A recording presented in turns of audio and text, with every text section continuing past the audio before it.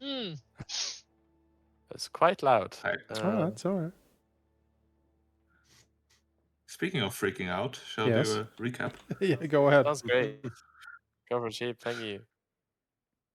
All right. Last time we started back in the battle against ghost pirates, ghost zombie undead pirates with their half ethereal ship, where Tempest has decided to be about as reckless as I've ever seen a character in a role-playing game be. However, it worked out in the end. He managed to I'm just following suppress. Desmara, man. Well, I don't know about that, but in the end, he did manage to suppress You can like it or not. the worst effects of the curse. Managed to not be an enemy, and we managed to eventually take down whatever his name was. A great story, I'm sure, that Artemis will tell everywhere. In fact, I believe later his wife tried to tell the story and botched it horribly, or something along those lines. We then made our way to Little Opera, where Artemis had a nice theater visit with his wife. The rest of us going shopping and errands and taking care of the boat and taking care of retraining and all these various things. We did a bunch of inventory management, cleaned out our stash. We decided not to sell the various plunder bits we had on our ship yet, because our next stop was most likely going to be Quent. Artemis had a bit of a chat with Praxu, or our Praxu with Artemis, talking about parallel loyalties that will not be an issue, surely. And then we were invited to a nice dinner by a good old friend of ours, Captain Paxworthy, who helped us out in the past and just, in general, seems to be a really stand-up guy, despite being one of the three captains.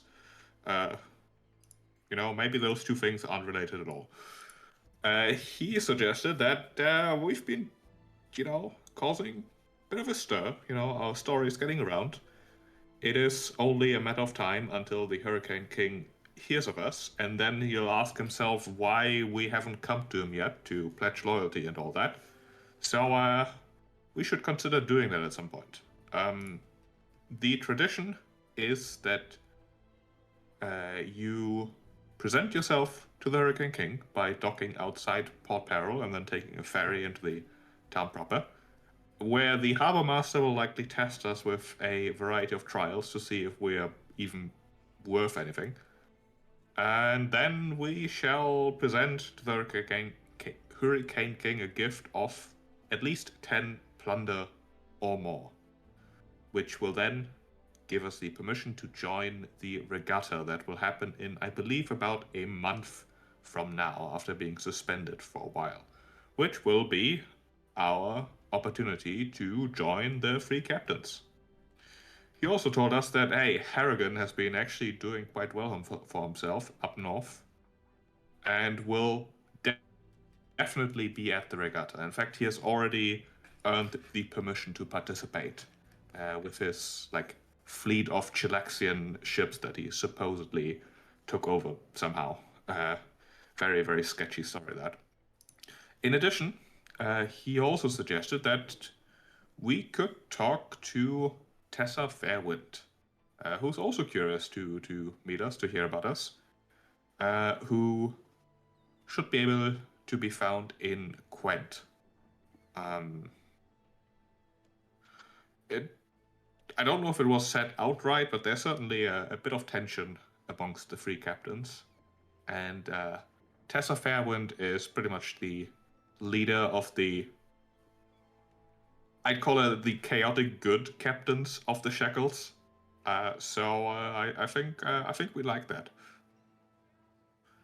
And so I believe the plan was to go to Quent, and we did, and now we're here. Hooray! Before we land in Quent, Artemis will seek Grask out, or invite him to the captain's quarter. rather. That's hilarious because Tempest also wanted to go and talk to Grask before arriving in Gwent. So he just arrive on the other side of Grask and be like, oh. Have this awkward moment where he's just kind of walking down and you both bump into each other on the stairs. Mm. And it's like, hello. Grask, my dear friend, I would like a word with you in my quarters. Well, Captain first, I suppose. Of course. But when you're done, I could use some spiritual guidance before we arrive in Gwent. Actually, Captain, depending on the answers, is information you might want to know too. So I'd be fine with if you wanted to join, but not. I won't. It goes to leave, like not presuming the same. Sure. Artemis will lead Grask into his quarters, sweep some maps, and also like banner designs that are like laying around, and his form-fitted chainmail and his pole arm and stuff that's now lying around in here.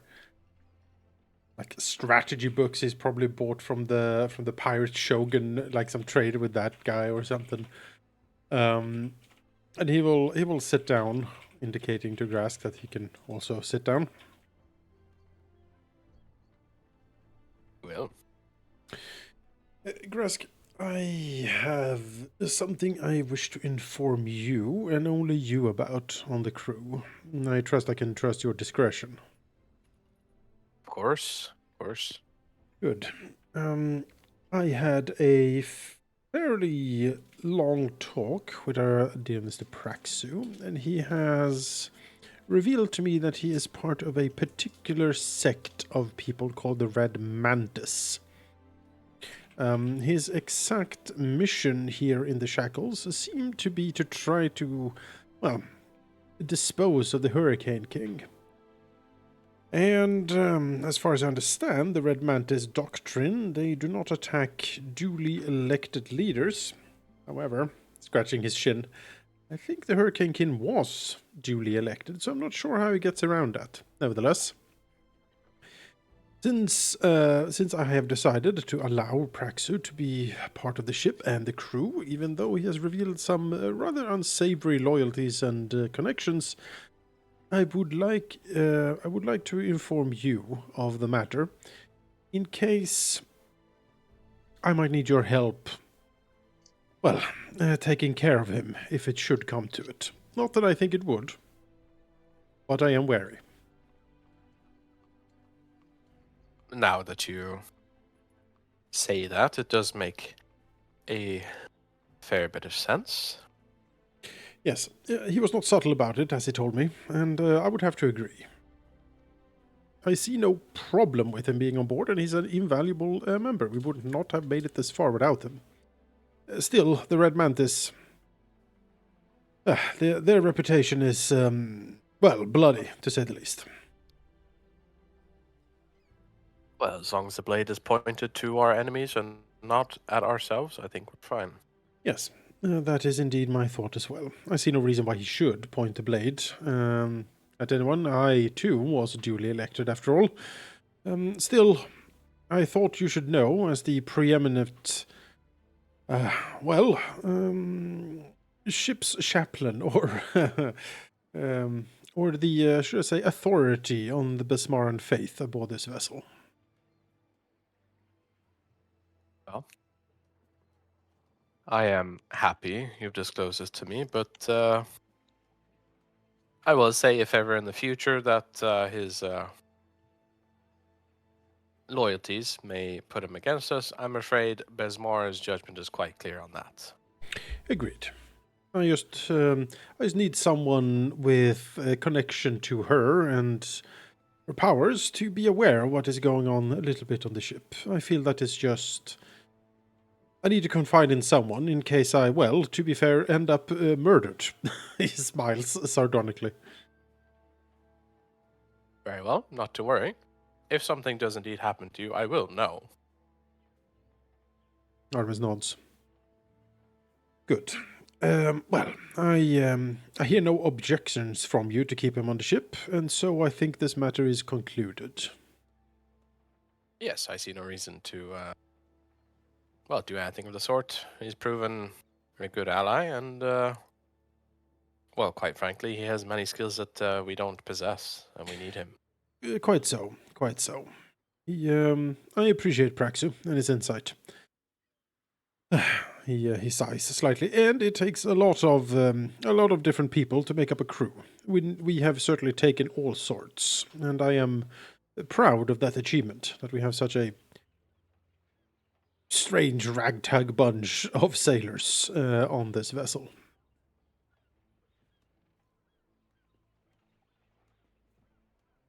Well, I know that Tempest wanted to talk to me, but did offer you could listen in. I could call him in if you want to listen in. Yes, I think that is best. If it is something that is affecting some sort of spiritual matter on the ship, I feel I, as a captain, should be obliged to know, especially if it affects the crew. Yes. Right, let me fetch then. The Grass will head out of the quarters and look for Tempest. Yeah, Tempest has not been like hovering outside the door, but certainly has been, making themselves busy and useful on the decks so that it's easy to spot them. So yeah, we'll head on over, assuming seeing Grask in the doorway there. Yep. Body language. He'll wave you over. I'm ready to receive whatever problems you have, but Artemis wishes to be present, if that is fine. Of course, I did make the offer. Tempest lides in almost more than walking at this point. Yeah. And we'll say, oh, thank you, Captain, for hosting us in such comfortable luxury. Was expecting to have this conversation under the stairs or perhaps looking out over the sea. Nonsense. Nonsense, Tempest. As a valued member of the officers, I will be honored to have you in my quarters. Please, please, please. He will like shove some other like papers or something to the side to get a little stool or something for Tempest to sit on. Yeah, we'll do so and say, as I said, this is initially a spiritual matter, but the course of action, should it receive assent, would certainly be relevant to all of us, especially you. So, let me, if I may, get to the point. As it is a long story, I will try to keep less long. Takes a breath. As I told you, or told all of the officers when asked about why I wanted to, why I went to Port Peril in the first place, I think I've been quite clear about my primary motivations, but also that I cannot hope to achieve them without helping others accomplish their dastardly deeds. And I hope that my actions have backed that up. But as to how to defeat the Kraken, I've more or less been moving blind, trusting, or perhaps simply being stubborn. But just because there was no answer or no path in front of me did not mean that there wasn't one at all. I could not see the light for, the silt and darkness of the undersea was in my way, and felt a calling towards the sky, but when I finally parted the surface and breathed air for the first time, the clouds once again blocked that view, moved, well, as the god of the ocean, the only plausible path seemed to be to beach it. But if I'm honest, my plan of thousands of hooks shot from hundreds of cannons to drag the thing was a fool's errand. But finally, those skies have parted, and I see a path in front of me to achieve what I desire most. And this sounds silly, but I believe perhaps Bismara has a plan for me. I think I'm perhaps being tested or invited to prove myself as, or die trying, to steal the mastery of the Gale Winds in her name from the Gosrans. The reason I believe this is I've never known, sort of flicks their hand almost absent-mindedly, but like winds and waters move a little bit as they do. I've never understood this connection to the waters and the skies, and it's not something shared by my kind, so it can't be that.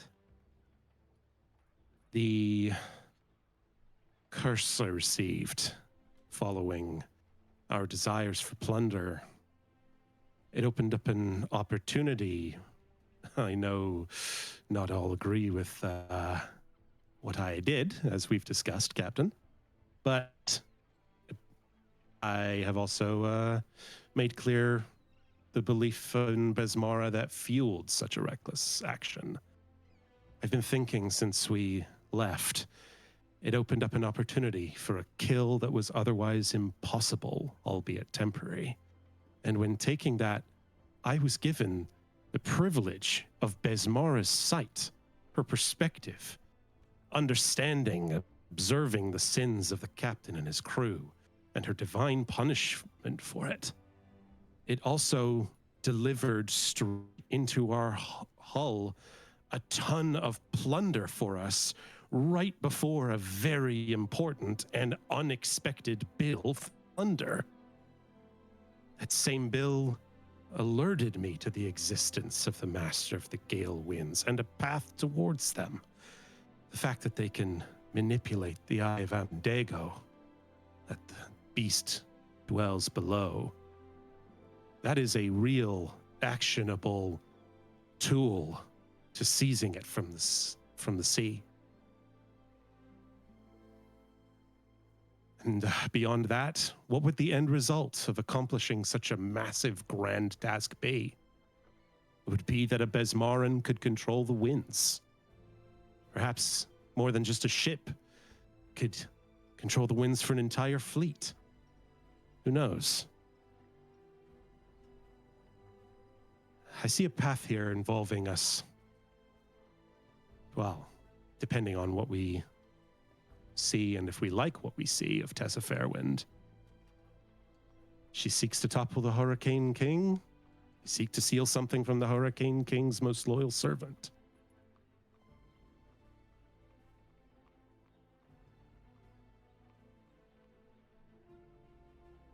I know it sounds like a lot, but it's all opened up. Grass takes a moment to let the words settle. Takes a measured approach, and he will look at Tempest and say, "It's very common and very known among Besmarans and the common pirate folk of the seas that Besmara herself places, well, both plunder and peril in front of you as she wishes. And every challenge is followed by another and another. There is no step off the path, unless, well, absolute death would be. But as far as I'm concerned, this crew, this situation, where we are uniquely placed, I also feel that we are certainly being challenged or trialed at perhaps her whims. I would not presume to speak for her. And there have been indeed signs that if we continue on our way, there's great reward to be had, but there's also greater and greater peril for us. And I believe as a crew that we have already decided to sail this path. We've already had our challenges, quite recently in fact. But as you say, the Eye of Abendego itself, I would say it certainly is a Besmaran way to look at the winds themselves and wish them for yourself. I think I could think of no better way to, well, align yourself with her than do that. Mm. More of a deific task, I would say. I would not know how on earth you accomplish that, but if that is something you see on the horizon for yourself, then I don't see why not that could be achieved. But I'm pretty sure on the way, she will make sure that there'll be enough challenge for you that by the time you get there, if you had not already fallen, you will be ready. I have absolutely no doubt of that. And I said that I would try to be better at sharing the way the winds feel inside my soul with the crew and be better at coordinating instead of just following the impulse. So that's what I'm doing. This conversation is but a refreshing wind, so to speak. I am enjoying the candor here, and well, I'm not going to speak for the captain here, but I feel this openness will help all of us be better for each other. And most importantly, at least as far as I'm concerned, our crew. That is mainly my concern. I am not really a person to care too much about the individual, but our crew takes priority. And as long as we are all aligned on that, then you have my full support, as always. But Artemis, what do you think? Well, it is certainly a grand ambition. As far as I know, the Fire Weapon Dagger was created when the god of humanity died, Aradon. And to wrest its control to you personally seems, if I am honest, ludicrous.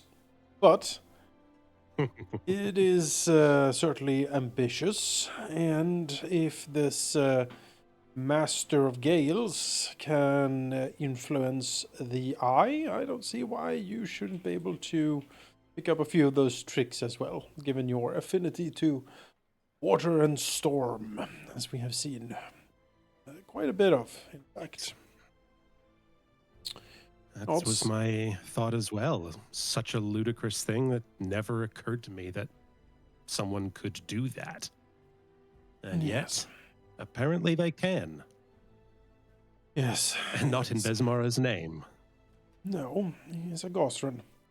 Certainly. Strokes his chin. Well, I see no reason to stop you. We will investigate what Tessa Fairwind wants, and after that, we will present ourselves to the Hurricane King. After that, we shall see what happens. Very well.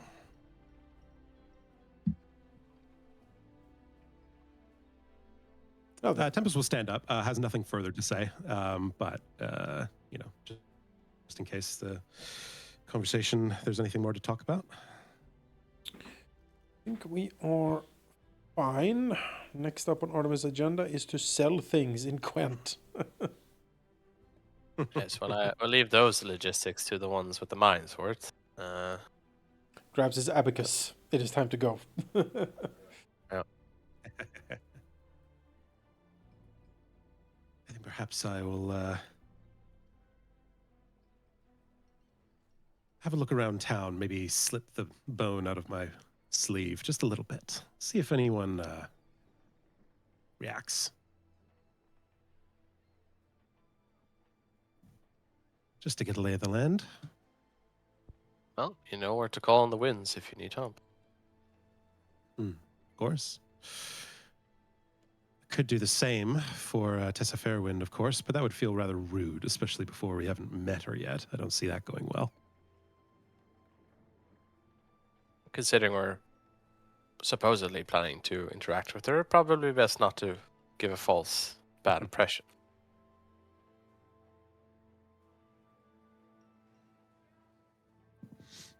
All right. Well, I'm sure we probably still got like an hour of stuff to do before arriving in Quent, so Tempest will go back to their duties. Oh. Excited.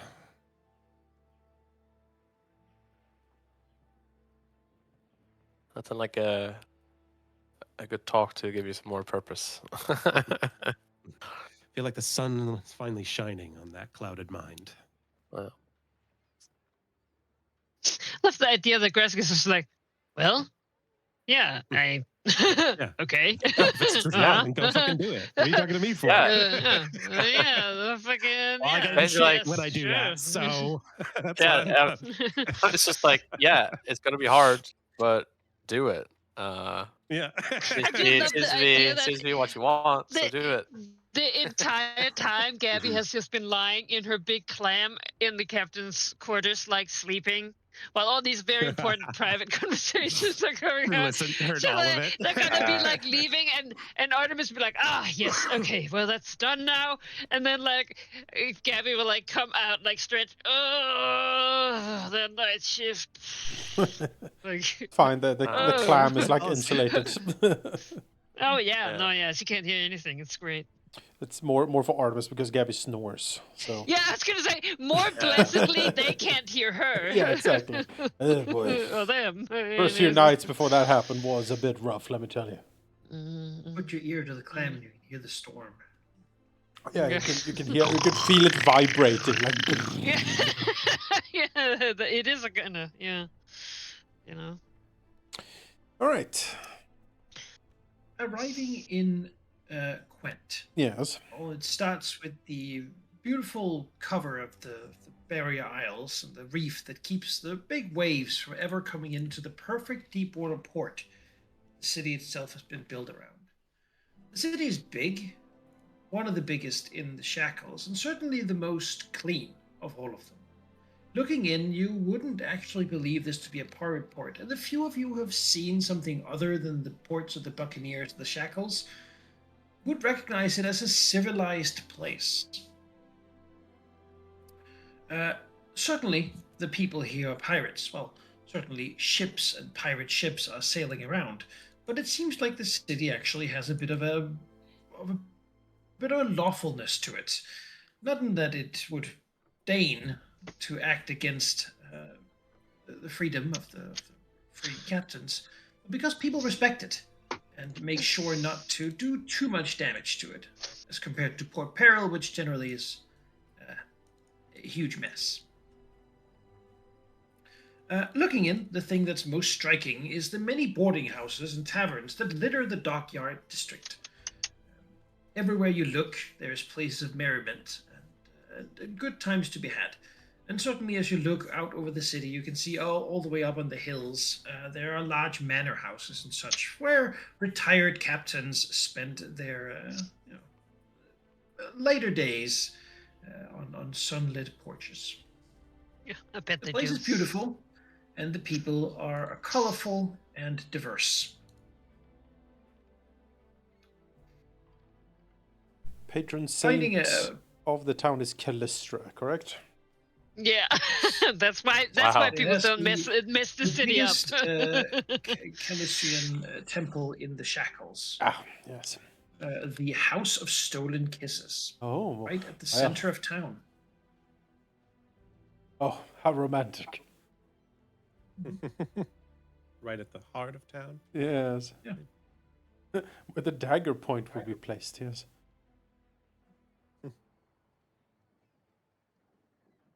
Beyond that, it's one of the few cities that actually have like people living here full time and not sailing around anywhere.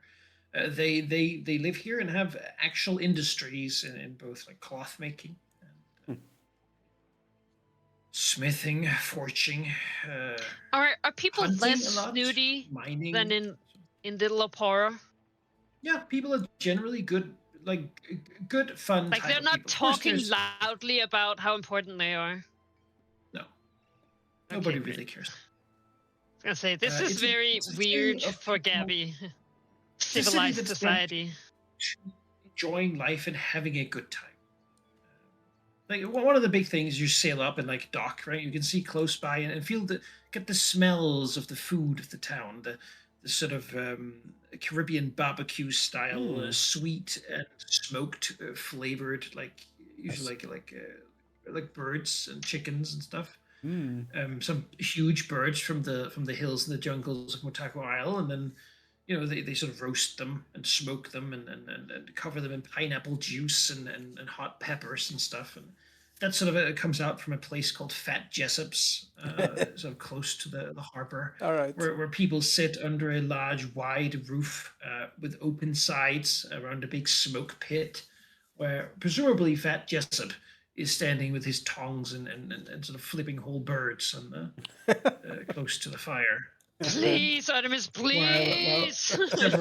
several patrons and sailors are drinking a good pint and having a good time.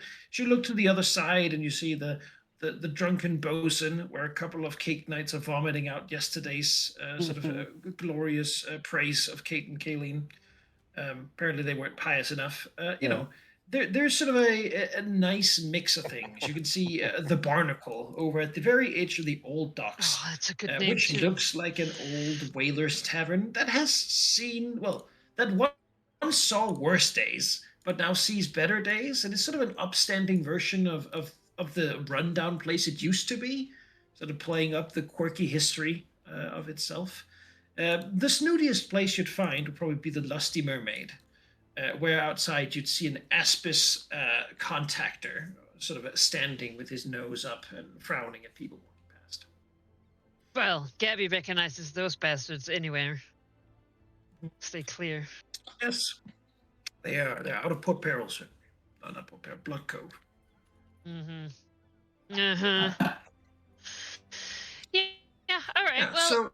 so you can sort of imagine the barbecue smells mixing with the salt of the sea, right? And a little bit of like tar and rope smells as people are walking about their day. It's still in the noon, but close to lunch. So a lot of people are sort of getting in here. It's also a place that when sailors make it here, once they're in port, they're fairly safe from the pirates. No one really dare to raid a ship this close to the city, so they can actually relax here. They made it halfway through the Shackles, and that's pretty good. Them paying an enterprising pirate captain protection money, actually, to escort them on is a common thing.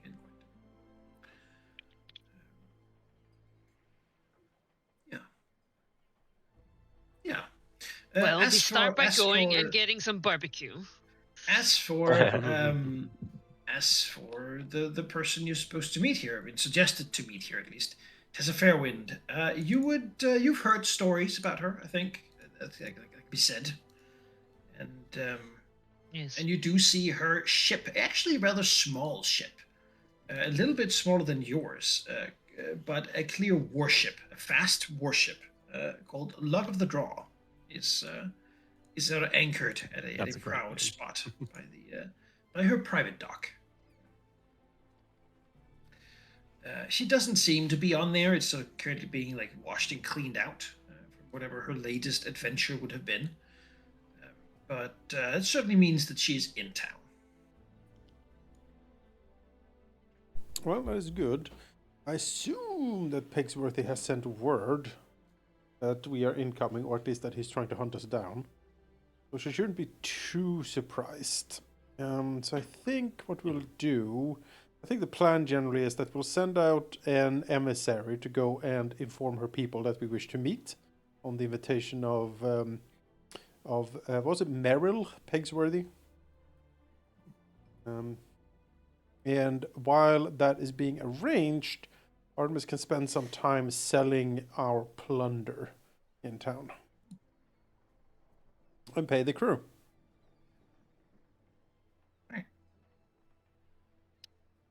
Yeah, you can do a downtime selling plunder while getting arranged. Is any of the plunder we have particularly good to sell in Quent? Well, what do you have? What do you want to start with? You got any suggestions for me? Well, here? the gold ore, for example. Gold ore is fine, not particularly needed, but it sells fine here, Right. which means it's standard price. Whale ivory. Whale ivory is also fine. Silks. Actually, no. Well, looking at it, oars would be good. Yeah, Oars? Okay, I we'll like go. oars. All right, we'll go with the oars then. Specifically ore. I don't know how often people plunder ore, but ores sell well in All Quack. right. We will go about selling the gold ore. We have 4 units of plunder of gold ore. 2 will go to the crews. Everyone gets like a lump of gold and like a slap on the wrist, like, all right, get in there, stimulate the Have local economy. fun, people. Yeah, go have fun, you scallywags. You earned this. Yeah, you earned this. And then I will sell 2 units of gold ore plunder. That'll be 2 days, I guess. I will do that stuff. And after that, we have We'll kind of roll it, but- sold all the plunder we can because the rest needs to go to the Hurricane King. Mhm. Okay.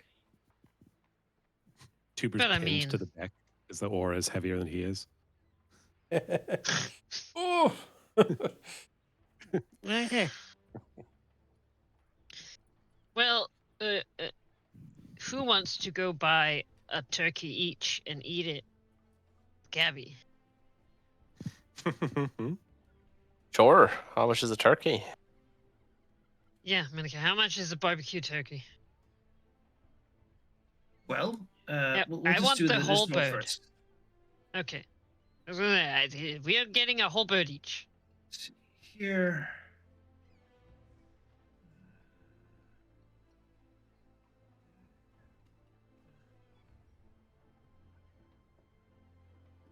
Let's see. There we go. Good. Yes. Got a lower DC due to this being a place where people do want to buy ore. So let's see you do it.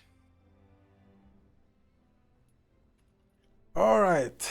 Come one, come all. The fabulous, incredible deep sea gold. Yes. Let's We'll see. spend 1 day selling, and then we'll do some stuff, and then we'll Yep. probably do another day selling after. Yep. All right. Mm-hmm. Big money. Yes. Bad roll. Ugh. Success.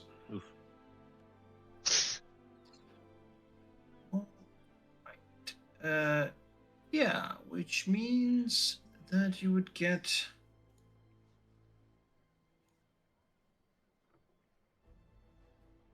80% Okay. value. Okay. Which means 80 gold per gold ore. Is that the highest I can hit, or how high could I theoretically go? Well, I mean, you're limited, of course, by your skill set, but you could go at least to 100 if you really just crit it. Right. And what DC would that be?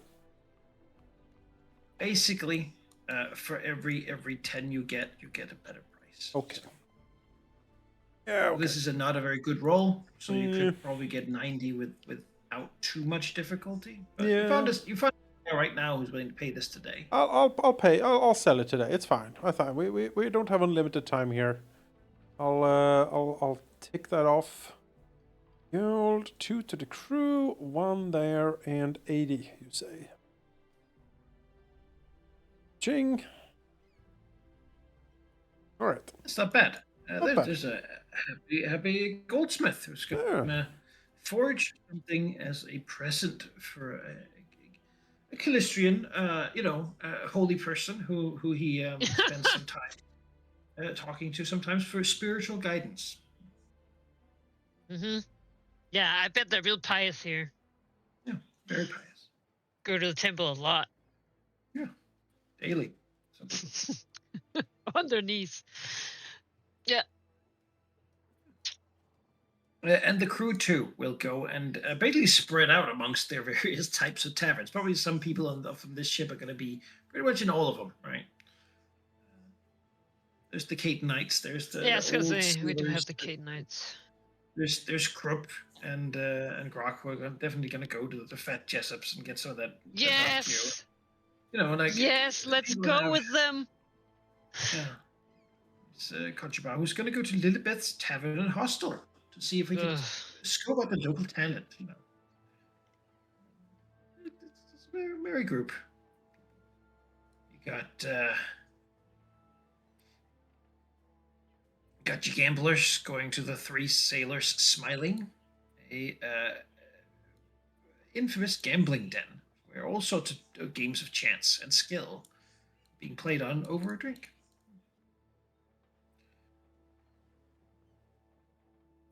Who do you send to go look for Tessa. Tempest will happily do that because that gives them an excuse to walk around town, get the lay of the land, have the Kraken bone peeking out of their sleeve. We'll use the search exploration action to I'm not trying to do anything right now. It's just recon. But if anyone, reacts to it in a way that I've seen Gabby do, then that's a lead. And we'll do that while asking around, trying to find Tessa Fairwind. And can also just message everyone with through the winds. So seems like a role for them. Yeah. Actually, you find that finding Tessa Fairwind is fairly easy. Not at okay. all difficult. Because you go out of the dock and see that there is a party going on at Fat Jessup's. Yeah, we all run away, but it seems like indeed, should take a look at probably like, you would want to peek over the crowd, but it's Tempest, so probably like grapple hook onto a lamppost or something. Sit up there like a gargoyle. Yeah, exactly. That's the Spider-Man full elbow, or sorry, full knee crouch, like on top of it. Yeah, I mean, Tempest can fly now, so it's just you see what you would presume to be Tessa Fairwind, a flaming red-headed pirate lass sitting in the center of a large crowd of pirates, all having a good time.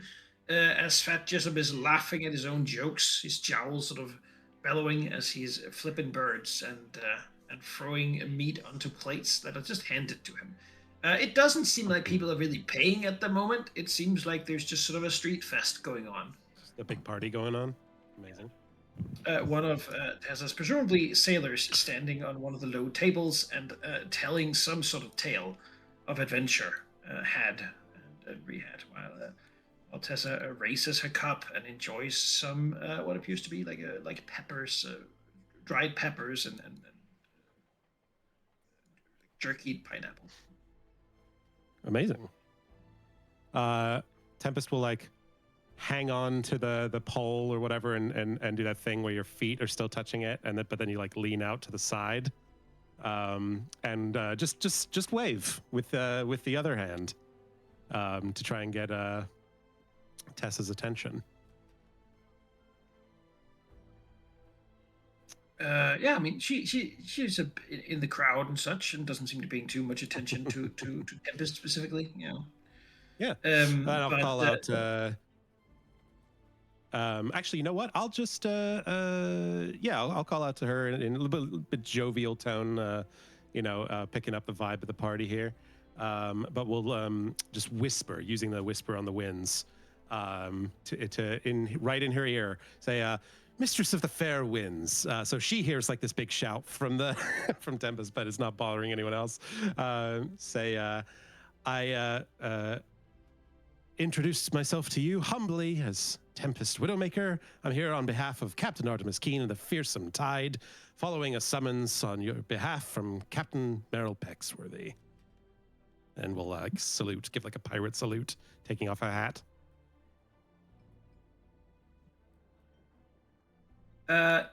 She looks up.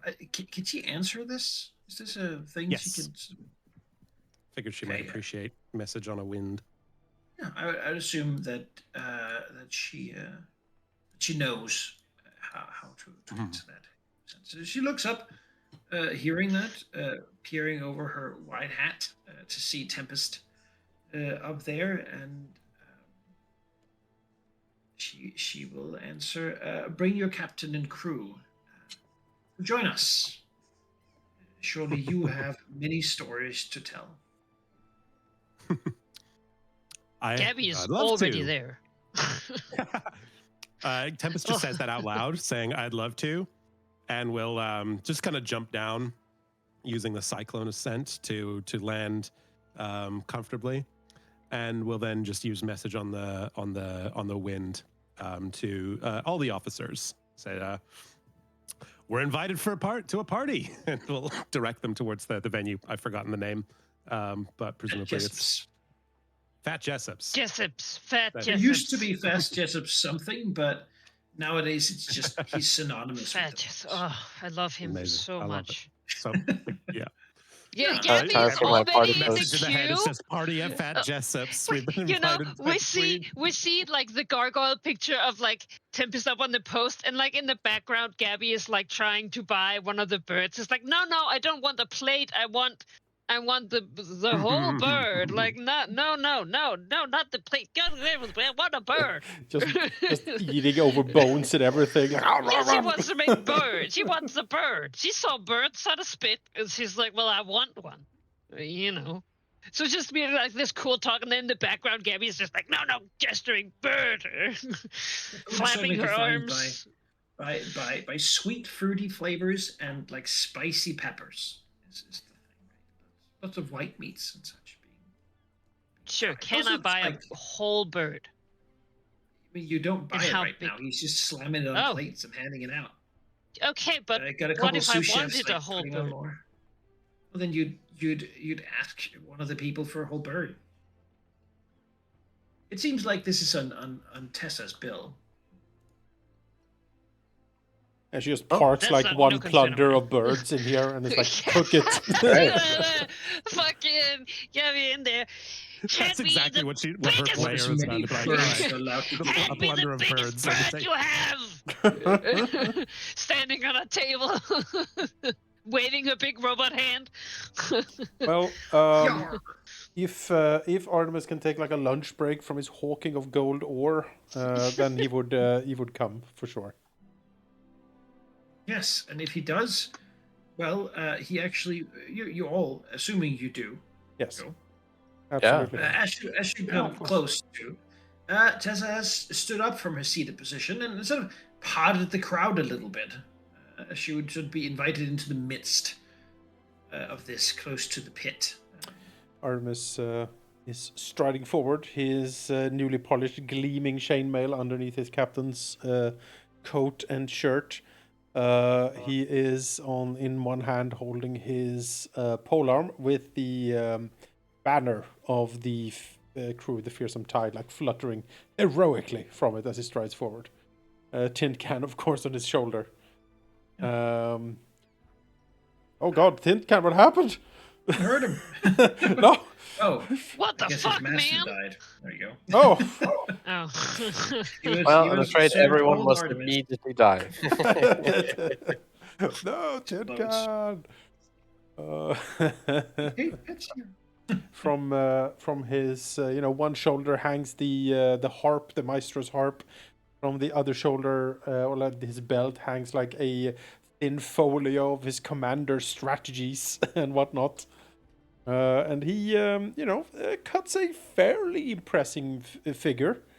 More martial certainly than he was before. And I imagine behind him, rest of the crew will approach. Equally as awesome.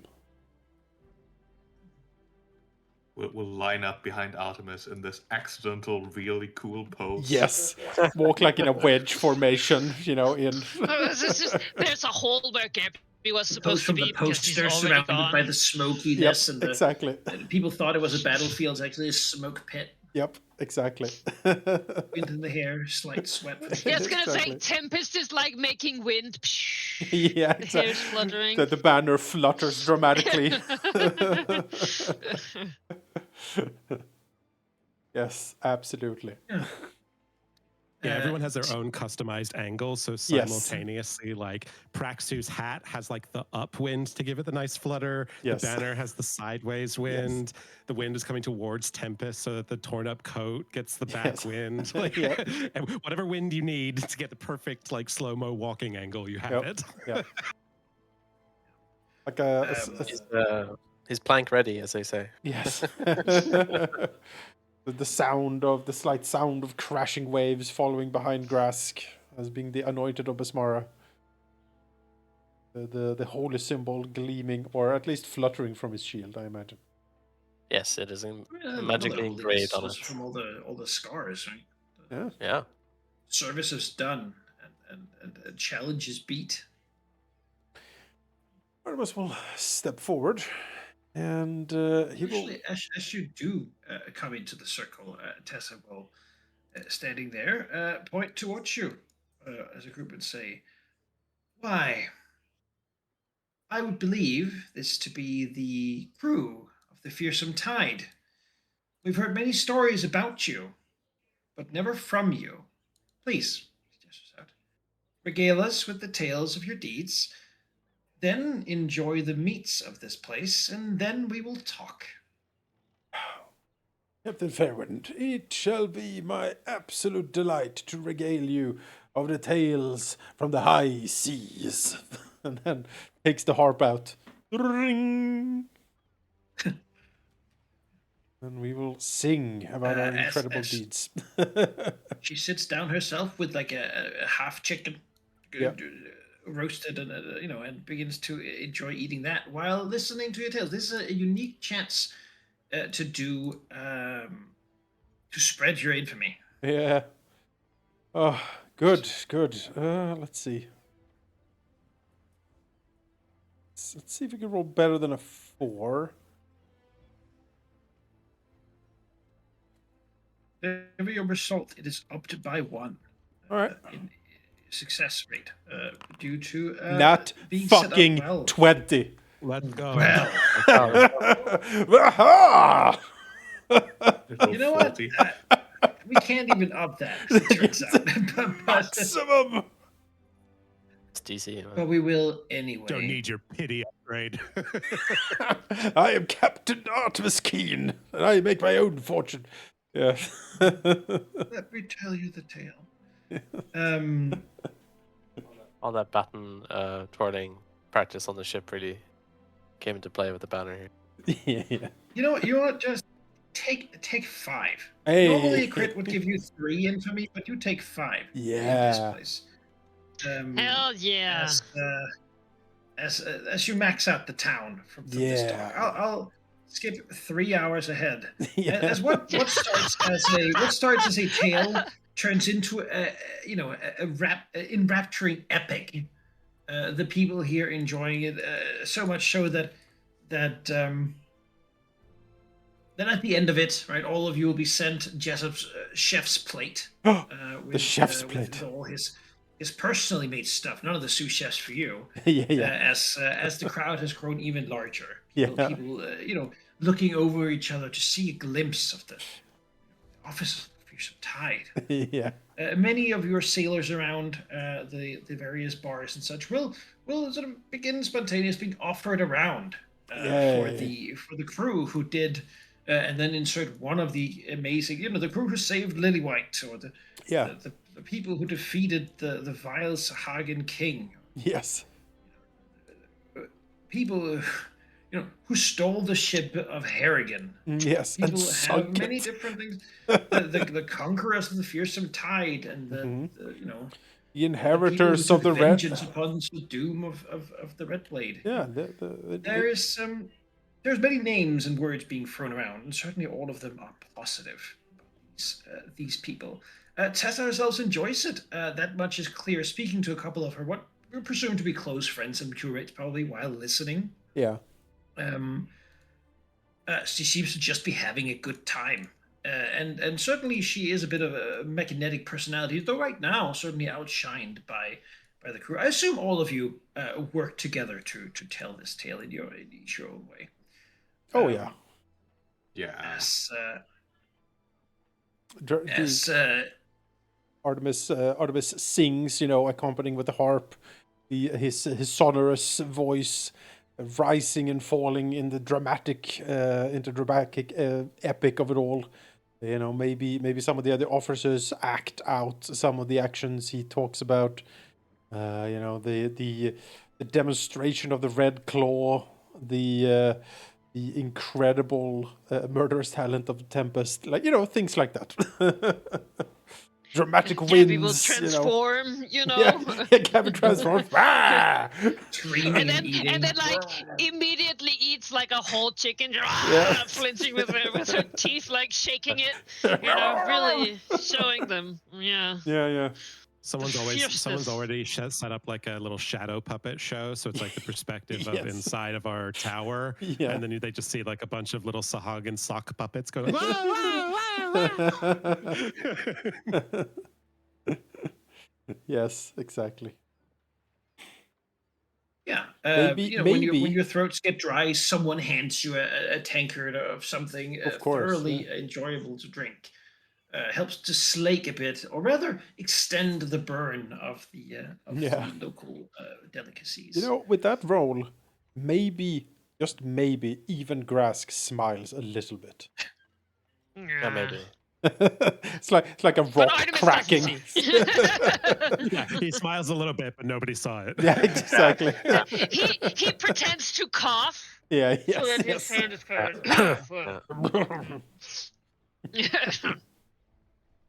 Yeah, no, Immediately get handed like a drink. yes, exactly. No, never. At the end of the tellings, you're probably all a little bit tired, Oh yeah, and probably enraptured by the spirit of the area, right? Like Yeah. people are happy. This is a good place. People are having a really good time, and So probably even many people who didn't hear birds. about you before now definitely has. More food is put in your hands, right? And you're sort of people come to ask you details, and Of course. just sort of marvel at some of all they've heard. Could I Yeah. also perhaps increase the crew morale by one step, like up Yes, to one? definitely. Yeah, makes sense. In fact, you should have done that by one already because of laying into Quent for the first time. Oh, okay, sure. We're good morale. Crew is very pleased at the moment. Quent is a good place for crew to go, especially, but only if they get paid. Yeah. Otherwise, it's not a very good place. No, it's kind But, of miserable, isn't yeah. it? Oh, yeah. No, the revelry, drinks, songs, a lot of shaking of hands, slapping of shoulders, laughing. This is the good pirate life right here. This is what it's all about. How do your characters handle spicy food? Love it. Easy. Yeah. I'm Usually from the by avoiding jungle, it. man. I'll fucking eat anything. Tiger shark over there. No, Gabby is like, it tastes great, but it's really also about getting the biggest birds you can. Like, it's like, if there's a big turkey, like a bigger turkey, like, if it's size like the, the 3 feet that she is, it would be nice if it was as big at least. Of course. And then she Tempest would be loves it, happy. 'cause they don't really do food, right? But like such big spices, it's like, I feel alive. It's like, yeah, the Legolas, this is Right. I'm sensing Eating- an odd eating can be like sensation. this? Yeah. It's burning. Yeah. It's like, Yeah. what Tingles. is this? Yeah. Especially maybe burning is a weird sensation for like someone so attuned to wind and water. Yeah, I feel like Tempest can't really handle it that well, but cheats by using Ocean's Bomb on their tongue for fire resistance. Just a gurgling water. Yeah, exactly. Like, I can handle it. more. And kind of has like a spit bucket so that they don't A ingest too much. spittoon. Yeah.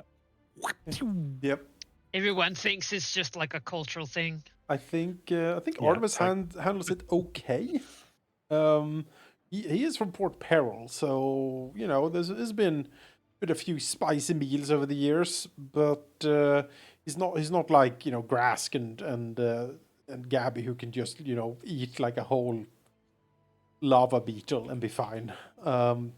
He will pick on the the ones that would have like, go to a restaurant and it has like 2 chili peppers next to it instead of 3. Yeah. He will pick that one.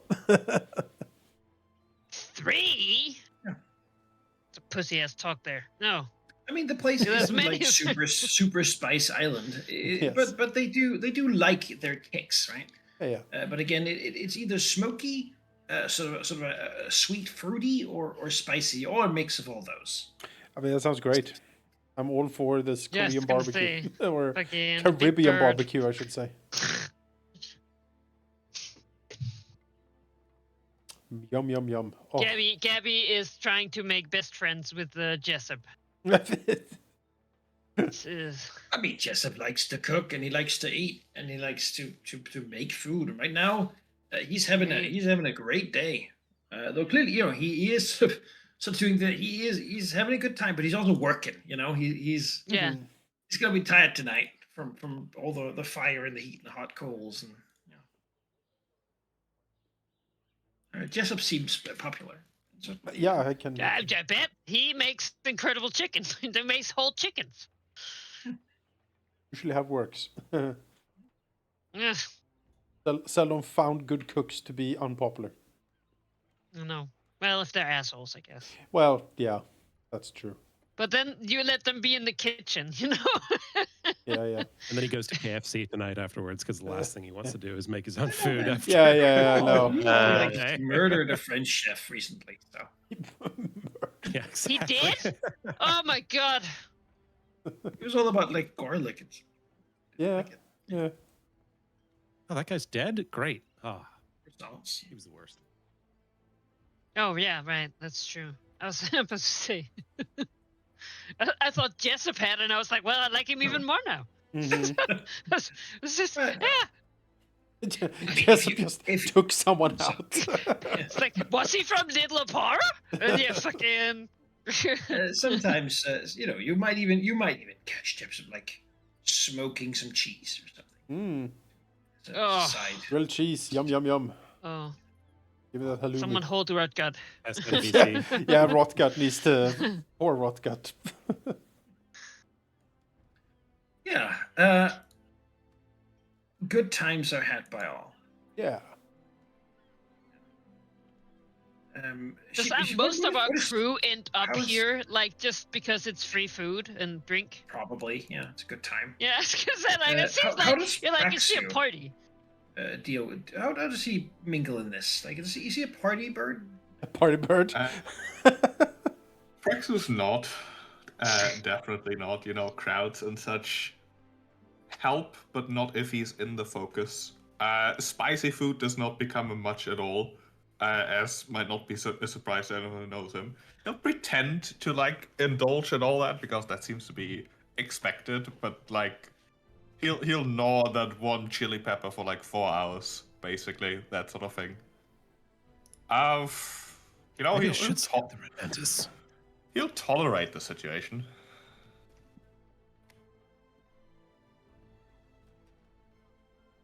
Yeah. Though perhaps he might enjoy feeling that people certainly are seeing him as part of a pirate crew, thoroughly integrated.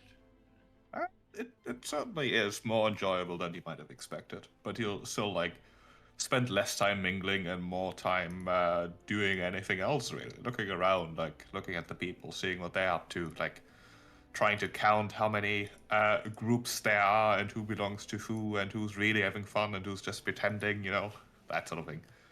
Does seem like there is a lot of different subcultures in this city, but what he finds is actually perhaps surprisingly even that they all seem to be unified in this moment as just enjoying being around Tessa Fairwind and her crew, and right now your crew.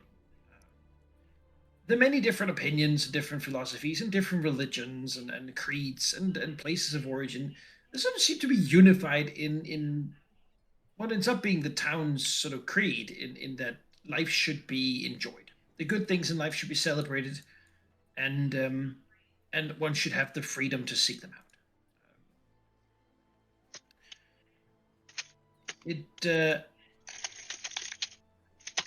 It becomes clear that the reason Tessa sort of has this level of influence is because people like her, and she doesn't seem to have any level of pretense. Really, there's no haughty attitude.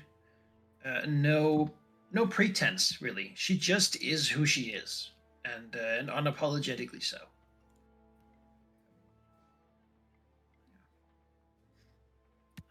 At the end of the you're all well fed, thoroughly well fed. As you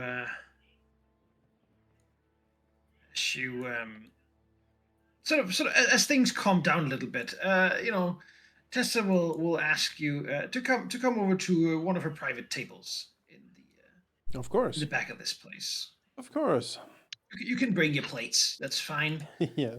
Certainly there'll be drinks and such, but most people have sort of eaten their fill of the, probably have like a sweet,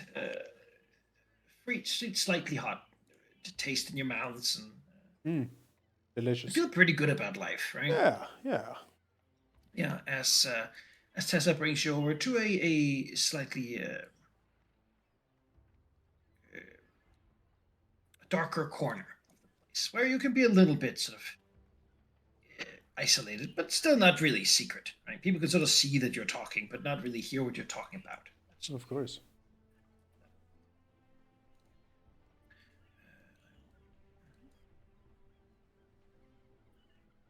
A Tessa Fairwind. Yes, Right. of course. Oh, look at her.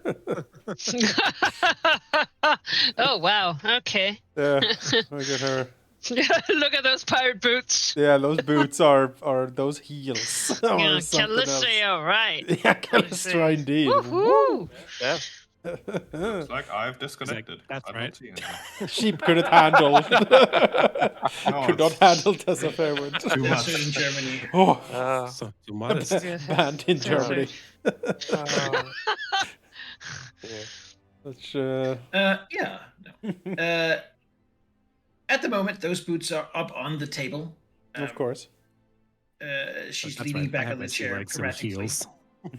having her sword next to her, and resting the hand on a sort of small pirate's chest. Right.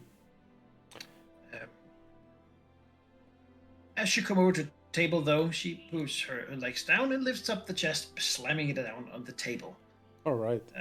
looking on you with a grin. That was some quality entertainment. Thank you all. That was a quick bow. Not at all. Captain Fairwind, not at all. Thank you for the invitation.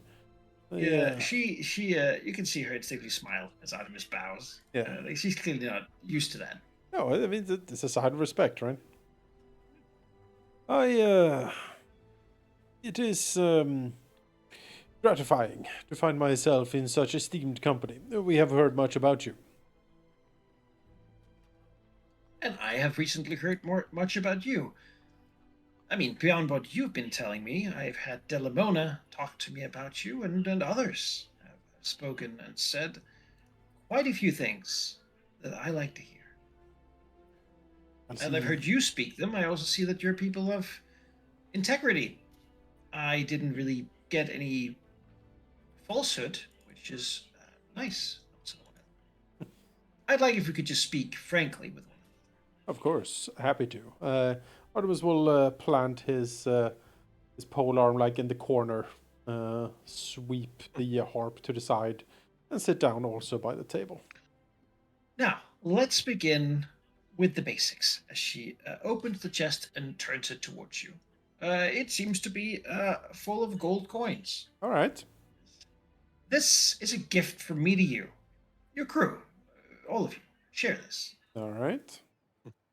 I'm Here's listening. 200 fine pieces of Chilish gold. All right. I'll take 200 pieces of Shillish gold. Beyond that, take something out and places it on top. It is a rune.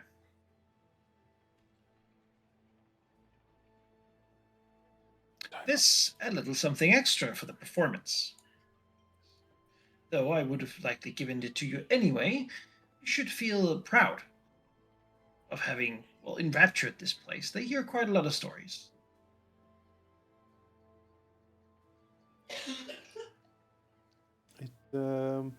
It helps when the stories are true, Miles, for the most part. Put the rune in your stash. Huh? What is I it? think Gabby squints a little, like it's like. It has like Right. the rune is like a carving of the Eye of a Bendigo. Okay.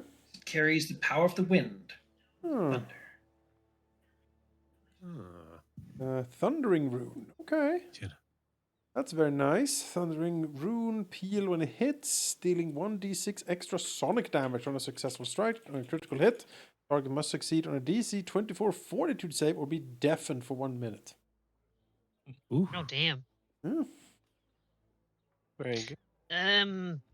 Thank you so much for all the bird, Gabby will say, and this. But you said to be frank. Are these truly gifts, or do you have favors you want to ask us, and this is to make us more likely to do those things? Looks This, to Praxu. This seems like right. She's not being crazy, right? Braxton will have like one of his like fingers raised as if he was just about to Yeah. interject as well. Looks together, it's like stops talking. So, She yes, raises hand, what Gabby said. showing her palms, and says, "No, it's for you. Have it, please. Just take it. Oh. Whether you choose to leave right now, it's all yours. You see, my motivations are much simpler than that. I really want you all to succeed."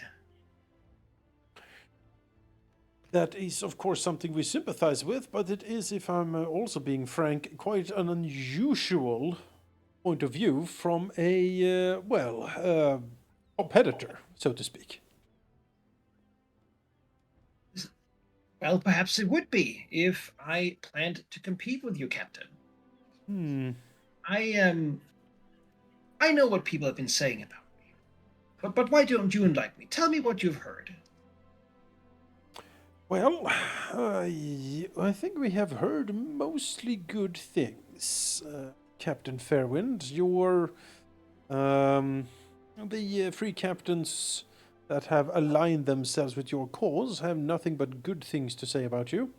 Your daring, your swashbucklery, and the plying of the high seas, seemingly tremendous in skill and audacity, which is certainly very impressive. As for your ultimate goals, however, it would seem that you are squaring up against the Hurricane King. If I had to guess, you seek to oust him. It's a slight smile in it, but like a slight, almost like a apologetic smile. It's just, yes, and that would be the thing, wouldn't it? That's what people say about me, Captain. Except I do not want to be Hurricane King. Such a thing would be tremendously tiresome. Most of his time is spent counting tribute money in, well, the castle in Port Peril. This is what I like. He gestures to the party of this. This is the reward at the end of a day's hard work plundering the high seas. That is to be my fate. So, Captain, why do you think I find a crew of enterprising pirates, someone who've really shaken things up and, well, made several of my allies tell me that they might be what I'm looking for, and then give them something out of the good of my own heart? Frankly, Well- I'm baffled. Yeah, no, Artemis is baffled as Tempest well. smiles like this. Tempest smiles you and want says, us to do the thing? I mean, So you Artemis. don't Because have at to. some point, the Hurricane King will fall. He has done nothing to make sure that doesn't happen, and I'm currently becoming the person everyone's looking to do something about it. Now, I myself would not like to take that position, and although I can see the problems he's causing, I'm also not ready to condemn myself to his position, to fulfill his task. Instead, I'm looking to raise up new blood, people who are well, frankly, the right kinds of people who might one day be able to take the position for themselves, sparing me having to do it. So, Captain, crew, the fearsome tide, I'm hoping that one day you will seize the Hurricane Crown with my support and full respect, and that you will lead the Shackles into a new golden age of piracy. That is, Thus, it is in my best interest to give you as much aid as I can. well, that is certainly a statement, and I will say I'm certainly humbled that you have brought this offer to me. That said, if most of your concern were to sail and plunder the seas, you could still do so with the Bone Fist in Port Peril. Surely he doesn't impede your piracy. No, he doesn't. If you're thinking of why I think he's falling, well, because so many people are beginning to look to me, for one part. We have the fact that he stays there means that others are beginning to move around, look, and plot. But more importantly, and one of the reasons I wanted to talk to and have been looking for new captains, is that I believe we're all under a bit of a threat. Hmm. You see, I'm a high profile free captain. When I go, people prepare for my welcome and they greet me with feasts and glory, which is grand, unless I wanted to catch them being up to something that they didn't want me to know about. She leans slightly forward. Says, now, some people wouldn't believe me. She looks at you almost like as if she's curious, and she has an expectation here. Says, but I believe we have Chilaxian spies amongst us. Not at this very table, perhaps, but somewhere in this crowd.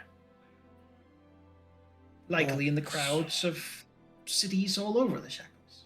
Gabby looks to Praxu. Yeah, Artemis nods and says, Obviously. We have come to a lot of the same conclusion. My, I was about to say Master Whispers, but that wouldn't be correct really for Praxu. But dear Mr. Praxu is quite the mastermind, if I may say so myself, and he has thought on this problem quite a bit.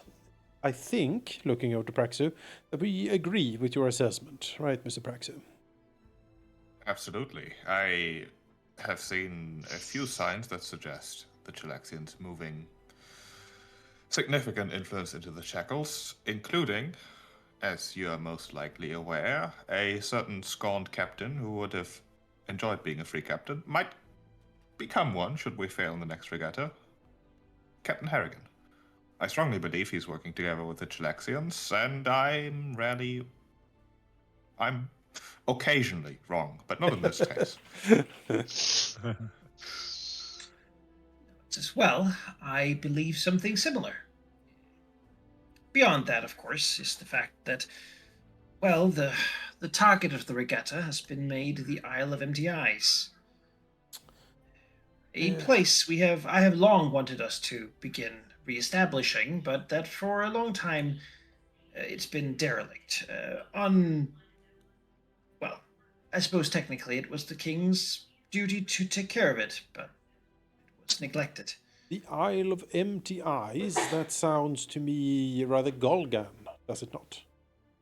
Yes, it's defined by the strange Golgan figures with empty eye sockets surrounding it.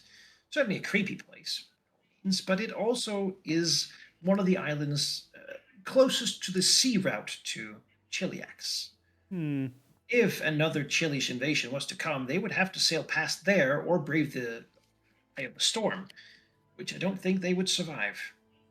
So, the fact that it's been raised up, well, I'm happy to hear that, but the fact that someone as suspect as Captain Harrigan is participating would mean that, well, him winning would likely put that island in the hands of a pirate lord who did not necessarily want to report the truth of what comes and goes. Yes, the Isle of Empty Eyes taps his shin thoughtfully.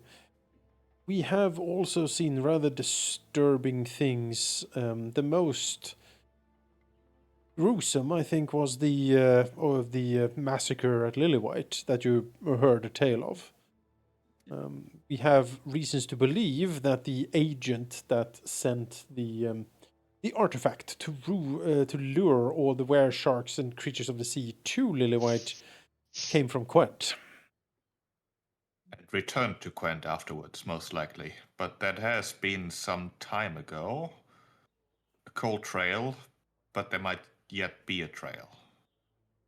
The point being that someone who is powerful and enterprising enough to enact something as gruesome as the massacre at Lillywhite is not to be underestimated. We are still unsure if this connects to the Shellaxians or if it is some other plot working in parallel. There seems to be a lot more political maneuvering in the Shackles than I first had imagined when I when I got chosen captain.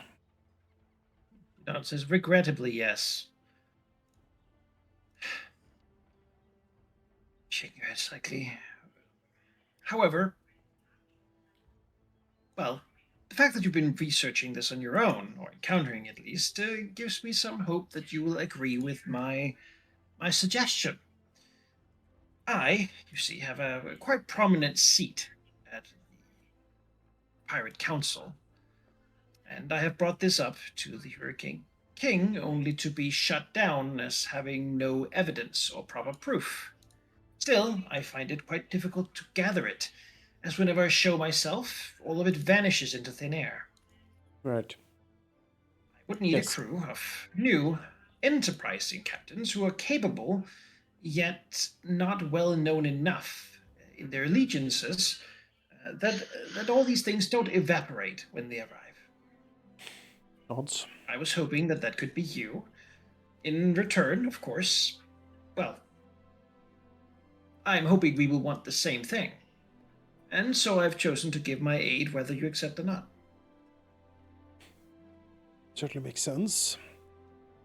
Yes, we even though our reputation is starting to spread, we are certainly no Tessa Fairwind, and I suspect we would be able to tease some things out of the locals under the guise of being just, as you say, an young upstart, up and coming pirate crew.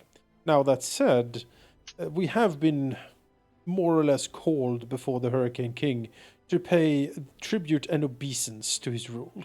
I expect that is where we need to go rather soon. Our hull is full of plunder to present to him, and I'd rather get that over with as soon as possible, as not to incur his ire.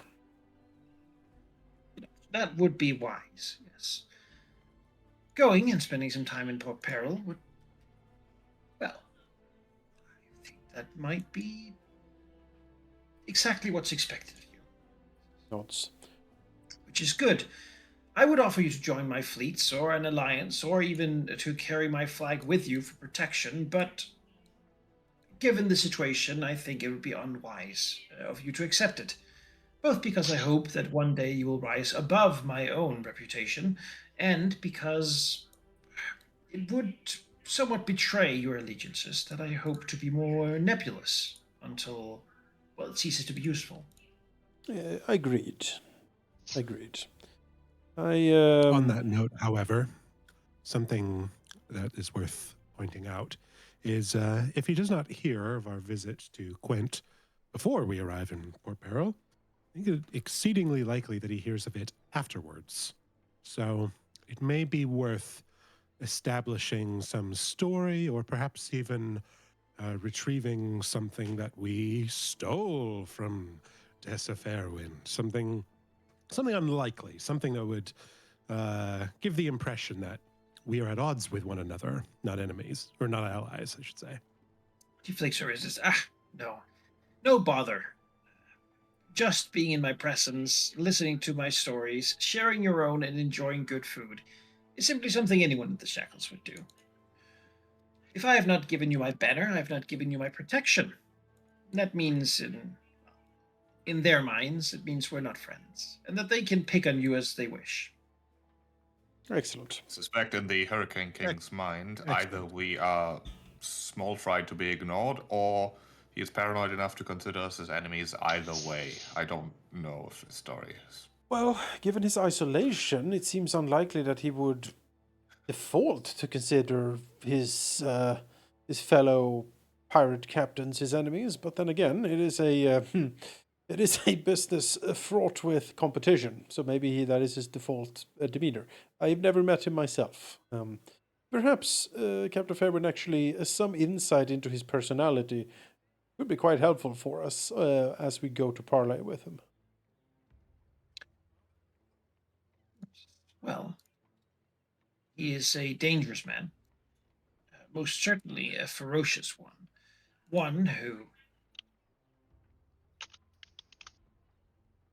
He is older than you think when you see him, and he wears that, like, armor. He has seen and dealt with people like us before, though I think, given how long it's been since he has been out, it's some time ago. He's well counseled and well advised by the Gold Tooth Zadok. Yeah, a mastermind, if you will. Unexpected though, he doesn't look it necessarily. He used to be a slave until he was freed, and well, since then he is. Half of what the king does is done by him in the king's name. He is the strategist, as the Bone Fist has withdrawn more and more. Nowadays, he is dour, and I have not seen him smile in years. Hurricane King is an angry man who would rather not be disturbed. Yet is, due to his station. How long has he been in isolation, do you reckon? I think it's a decade, maybe more. Hmm. It has been gradual, sliding from public view. It has been even longer since he really sailed. Nowadays, his lieutenants and captains do most of the sailing for him.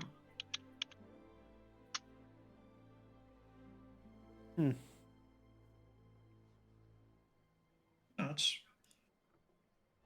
Perhaps he's simply getting old. How old do you think he is?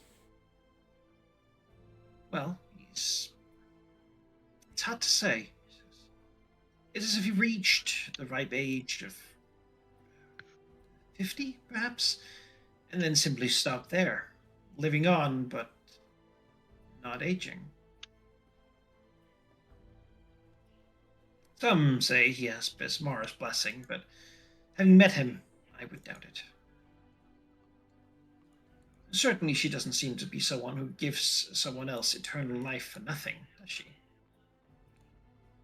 Certainly not. Grass. If Artemis like looks at Tessafair up and down, does she wear any symbol that would delineate her toward one type of god or another? Is she a Bismarn? Is she a Canaanite? Is she a Calistrian? You'd probably think that she sticks with sort of a good, healthy mix of all of those three, particularly. It's a holy pirate trinity. Probably more Besmaran than Cadenite, all things considered. Certainly living a daring lifestyle. She is someone who will most likely die in battle or in doing something that one shouldn't be doing. But until that moment, she's gonna enjoy every moment for herself. You don't find this spitefulness that Calistrians can sometimes show. Yeah. Sort of intense hidden anger behind a frozen smile. Yeah.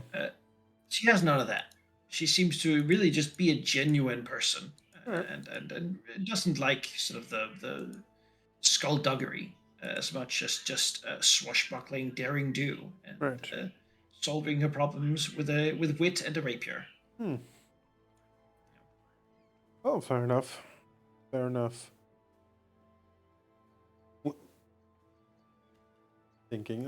Artemis is still reeling from the whole like, I want to prop you up as Hurricane King sort of approach to this. He will lean forward and say, how many other young enterprising captains and crew have you approached with this offer? Used to think 3 crews. You're the 3rd. The 2 others are no longer on the table. Ah, Gives you a smile. sure, Suppose they sure. weren't up to it. How Yeah. might that have happened? Yeah. Still, you seem better than they did. Obviously. Smiles. All right. If we are to look into this Shelaxian presence a bit further, do you have any leads where you would think would be most fruitful for us to start? Port Peril, I suppose, is where we're going next. But What we need is not simply to know that they exist, after all. If we found that out, we would simply have confirmed what we already know. What I need is something I can bring before the council, something that is irrefutable. Evidence, in one way or another. That's Sister Praxo. Hopefully, one of you is good with numbers or names, lists, that sort of thing. Because that's the kind of thing I would need. The fear of the council would have to be that some of them are compromised. After all, if a Chilaxian fleet should come, it is the Hurricane King's task to gather the fleets of the free captains and lead us against them, bring them down as has been done before. If, however, the Chilaxians were able to get some of the pirates to turn, either for pardons or money, then promises for that matter, then we would be in a whole different situation, wouldn't we? Now, I don't have any leads myself, but I'm pretty sure I know where you could find some. One of them I've already done a bit of work on to at least get you an in, and the other one I merely know of. The first one, I would say the most promising one, is a place on Bag Island. Bag Island. North of here, almost exactly. It is a smallish town, not a village, but a town, called Beachcomber. There is a No way. secretive there is a secretive group.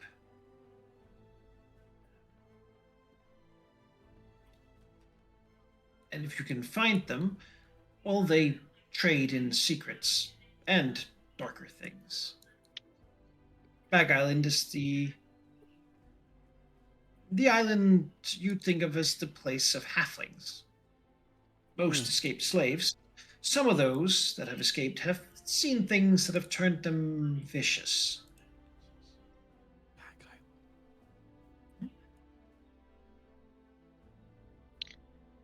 Can you be more specific than secretive group? There are a lot of secretive groups. I'd say it's the default state of most groups. Well, calm down, Mr. Praxo. Let's see.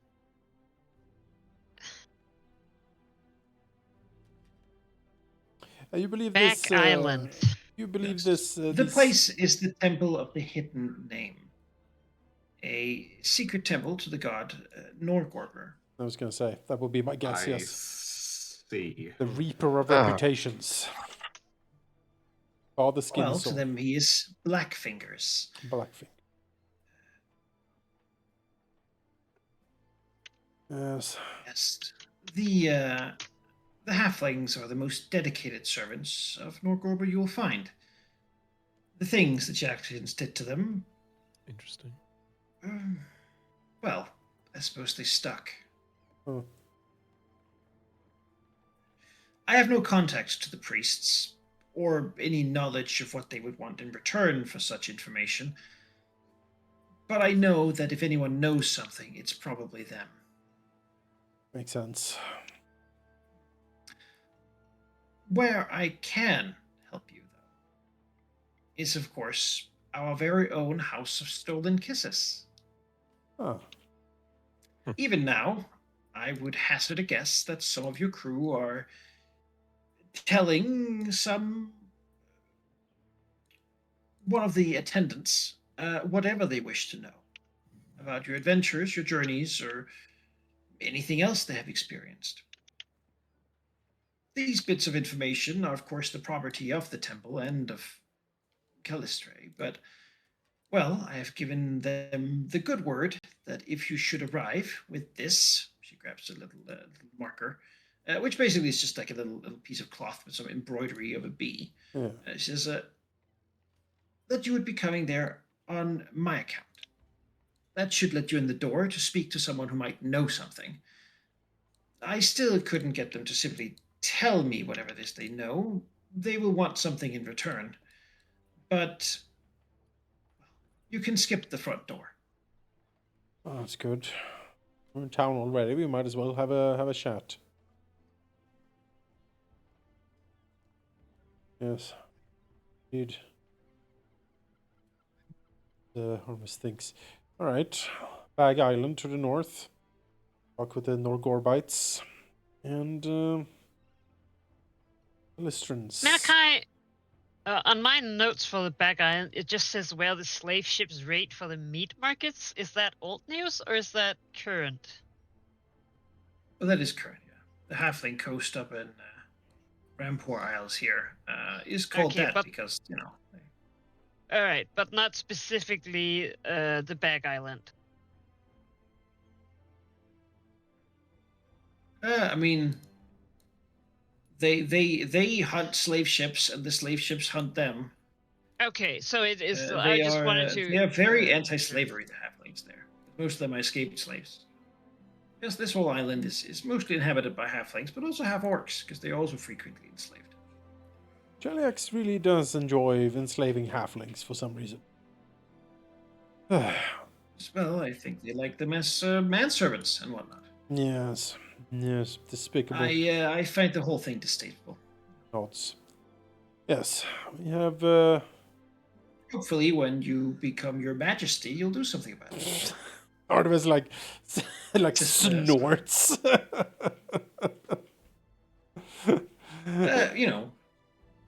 girl can dream. If I become your majesty, then I promise you to do all I can to stop it. He sort of laughs as he takes a gulp of the mug in front of him. Oh yes, one thing, I think you already know this, but just in case, we have been raiding the Fever Seas for the past couple of months, and we have come across a rather large, not to say alarmingly large, Shalaxian warship down there. I believe it was a war galleon called a Dominator. We avoided it, naturally. We were in no shape to fight it, but it is plying the southern seas. At least it might have gone other places now. It continued sailing further south to the colonies. I would assume it was transporting something dangerous, or that it is going to escort something north. When they really do want a treasure to go past us, well, this is what they do. Still, in the ideal situation, someone would take it on. Just don't know if we're ready for that yet. No. Well, we're not. In regards to the regatta, we have considered preparing ourselves as much as we can. We have also considered preparing our ship as much as we can. As someone who has run the Captain's Regatta, I would be quite pleased if you could give me your professional opinion of the Fearsome Tide and see whether you think she would hold up to the challenge or if we need to do some work.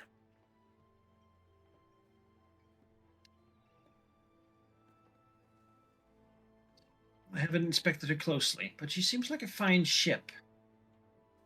certainly the base is there. I would be worried about the regatta is sailing in to the Eye of Abendago. Yes. Something that is foolish and suicidal. And usually within there, whatever you do is hidden by the storm. Yes. Ships come out of the storm with storm damage, most certainly. The elementals that rampage the edges, they are fierce and terrible.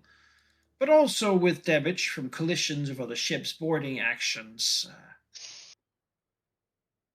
harpoons sticking out of their sides that somehow accidentally landed there. The regatta is a race. Yeah. It is about getting first, but it also is about ceasing what you want. In this case, victory. Nods. Yes. There is quite a few members joined into it, and if you imagine, several crews worth of capable rivals willing to do whatever it takes to take you down. It would not be entirely surprising to me if some of them might in fact be paid off by Harrigan to join simply to assist him in winning. Yes. Perhaps upgrading the ship a bit further is a good idea then. See what you can do. Hopefully, hunting down rumors shouldn't be entirely unprofitable. I certainly hope Although so. I will help sponsor you in whatever ways I can, without drawing too much attention to it. Understood. Well, we have a good port in Lillywhite, where we are quite popular. We can do a lot of refitting and reworking of the Fearsome Tide there. You might have better facilities here in Quent. We would be happy to avail ourselves of your docks and the shipwrights and carpenters here, if they are available to us. Peanuts, yes, we do have quite decent docks. Lillywhite is good. I'd say they're almost as good, and for a town of that size, that's quite impressive. Port Peril is, of course, always something special, though, Of course. in terms of the ship-making capabilities. Yeah. I mean, if we're going there anyway. Like people. Yes, but we might. I am somewhat loath, if I'm honest, have the Hurricane King's people crawl all over our ship, especially leading up to a regatta. I'd rather refit her in a friendly harbor than in a hostile one. She'll be welcome to use this one at any time. Nods. Right, that sounds good then. So, Do you have cannons for sale? Sadly not. Yeah. Frowns. I could want them, but they require quite something special. It is something the king has seen fit to keep somewhat to himself.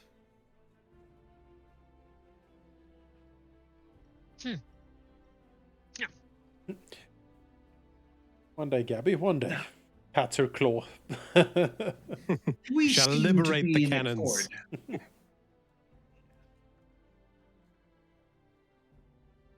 I want you to succeed in this, to find proof that I can take before the council, to prop them into action against whatever is going on in the Shackles. And while doing so, I want you to continue to do the things you do. Be grand pirates, collect infamy, get tales, and continue to do good things for the Shackles. Well, Enrich yourselves, enjoy life. So that at some point, when the Hurricane King is poised to fall, there'll be someone else we can raise up. Someone I can stand behind with those who follow me and support in taking his place. it is certainly an offer I did not expect, Captain Fairwind, but something I will I think do our utmost to fulfill. This is far better than I hoped. Strokes his chin thoughtfully. Yes. It's ambitious, but the worst case is you try to take it and you fail. Which, I suppose, is the way things goes. Yes, I'm Hopefully in ambitious. a spectacular way so that we can join Bismarck's crew. Yeah, she nods, naturally. If that's the case, we'll serve there together. lifts the mug. For the Pirate Queen, then. Lift a new Oh, chicken on the spit, I yes. yes, I do fear the food and drinks will be lacking, though, so make sure you get your fill of those before that time comes. He does Oh. run a rough ship. Well, in that case, I Surely if you... I believe we will With- go. Yes. A last present to help you out. Oh. My name is of the fair winds. I got it because one of my first legendary actions was to have always got the wind in my back. Now that's easy, of course, when no one else knows where you're going. Yes. But for a legend to spread, you have to tell people and have the wind shift to turn into your back. The only way to do that is to be able to predict it, at least fairly decently. Tempest leans forward. So, he looks at you slightly conspiratorially. I was like excited to reveal a secret. Right? Sure. He takes something out of a scroll case and wraps them out. What you see is a sort of a sea chart of the Shackles. But you see sort of almost like water damage and ink blotches slowly glide across it. These are the charts of the fair wind. These markings show you how the weather is going to move. Ah. Clouds, rain, wind directions. If you get good at reading these maps, you can begin to predict most of it. Sometimes it's difficult, but I think it should give you an edge. Who made this? Well, would you believe me if I didn't know? I stole it from some smugglers near Absalom in my youth. Oh, Will For happily the most part, accept. it was just a map of the Shackles, but once I got here, it revealed its secret. If you take it outside, gestures vaguely to the north, it'll stop working and not reveal its secrets. Still, it was the first step to a long and prosperous journey. Excellent. Captain Fairwind, we are humbled by your generosity. Thank you. Roll up the map and give it to our chief navigator. Most excellent. Yes, yes, yes. Charts into Right. I think then the order of business is to conclude any outstanding purchases we need here in Quent, and then we shall present ourselves before the Hurricane King could get that over with. Then, while we wait for the regatta to be announced, we will try to look into some of this Shalaxian conspiracy while we're at it. Looks over to the officers. Sounds good. A good as plan as any to me. Yeah. I mean, let's do it. And Shouldn't have said it better you myself, Captain. uncover some proof, bring it to me, and I will make it worth your while. I don't expect you to do this out of charity, after all, he said. Then I would have simply bought a favor. I intend to pay you for your work. Always appreciative. Now, he drains the last of his cup. Thank you, Captain Fairwind, for everything. It has been illuminating. Now, I believe me and my officers have some work we need to do in town before we set off. It has been a pleasure. And thank you, Captain. It has truly been mine. Artemis will get up and grab his things, look to the others, and then stride out.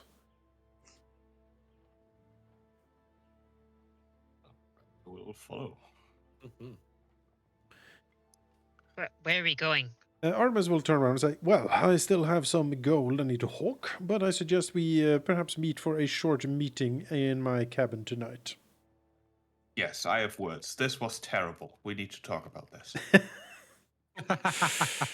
Artemis shakes his head. That's the Praxu. Everything is always terrible with you. No. Look. Influence is great. You want to be able to rise as high as you need to have the influence you require. Perhaps we But you should never- save this conversation for the captain's quarters. Don't know who's listening. You know, Artemis taps his nose. fair enough. All right, tonight then. Yes. And then he will stride off towards the harbor and continue selling gold. I think I shall Gabby go will and sit try down to. again. Tempest is going to go spend all day predicting the weather and then reading the map and trying to see. Okay, so I know the wind's going this way.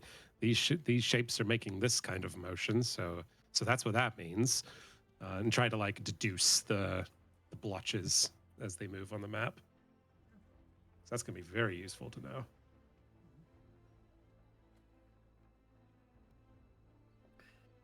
You can look at the item. It is not. Yeah, it's very cool. So we cut to the captain's quarters tonight. People have spent some time exploring. There's not that many sailors on the boat because most of them are out still, like enjoying the town, their gold. Praxus seamlessly Yeah, continues. You want to rise as high as you need to have the influence that is useful to you, but you never want to be the guy at the front. Like that's just asking for trouble. Well, It's as up far to as you, she, I suppose.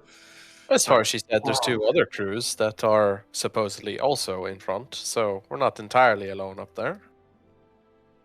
Let them I believe she said they are out of the picture. Yo, Wow. Off the table, most likely dead horribly because of this ambition. I mean, not that I want to say that this is a bad idea to pursue, I'm just dreading the attention. I do feel like attention would be garnered sooner rather than later, but this is certainly a fast track to it. Well, we are far from such lofty heights as it is right now. The Bone Fist is still the Hurricane King, and we haven't even won the regatta.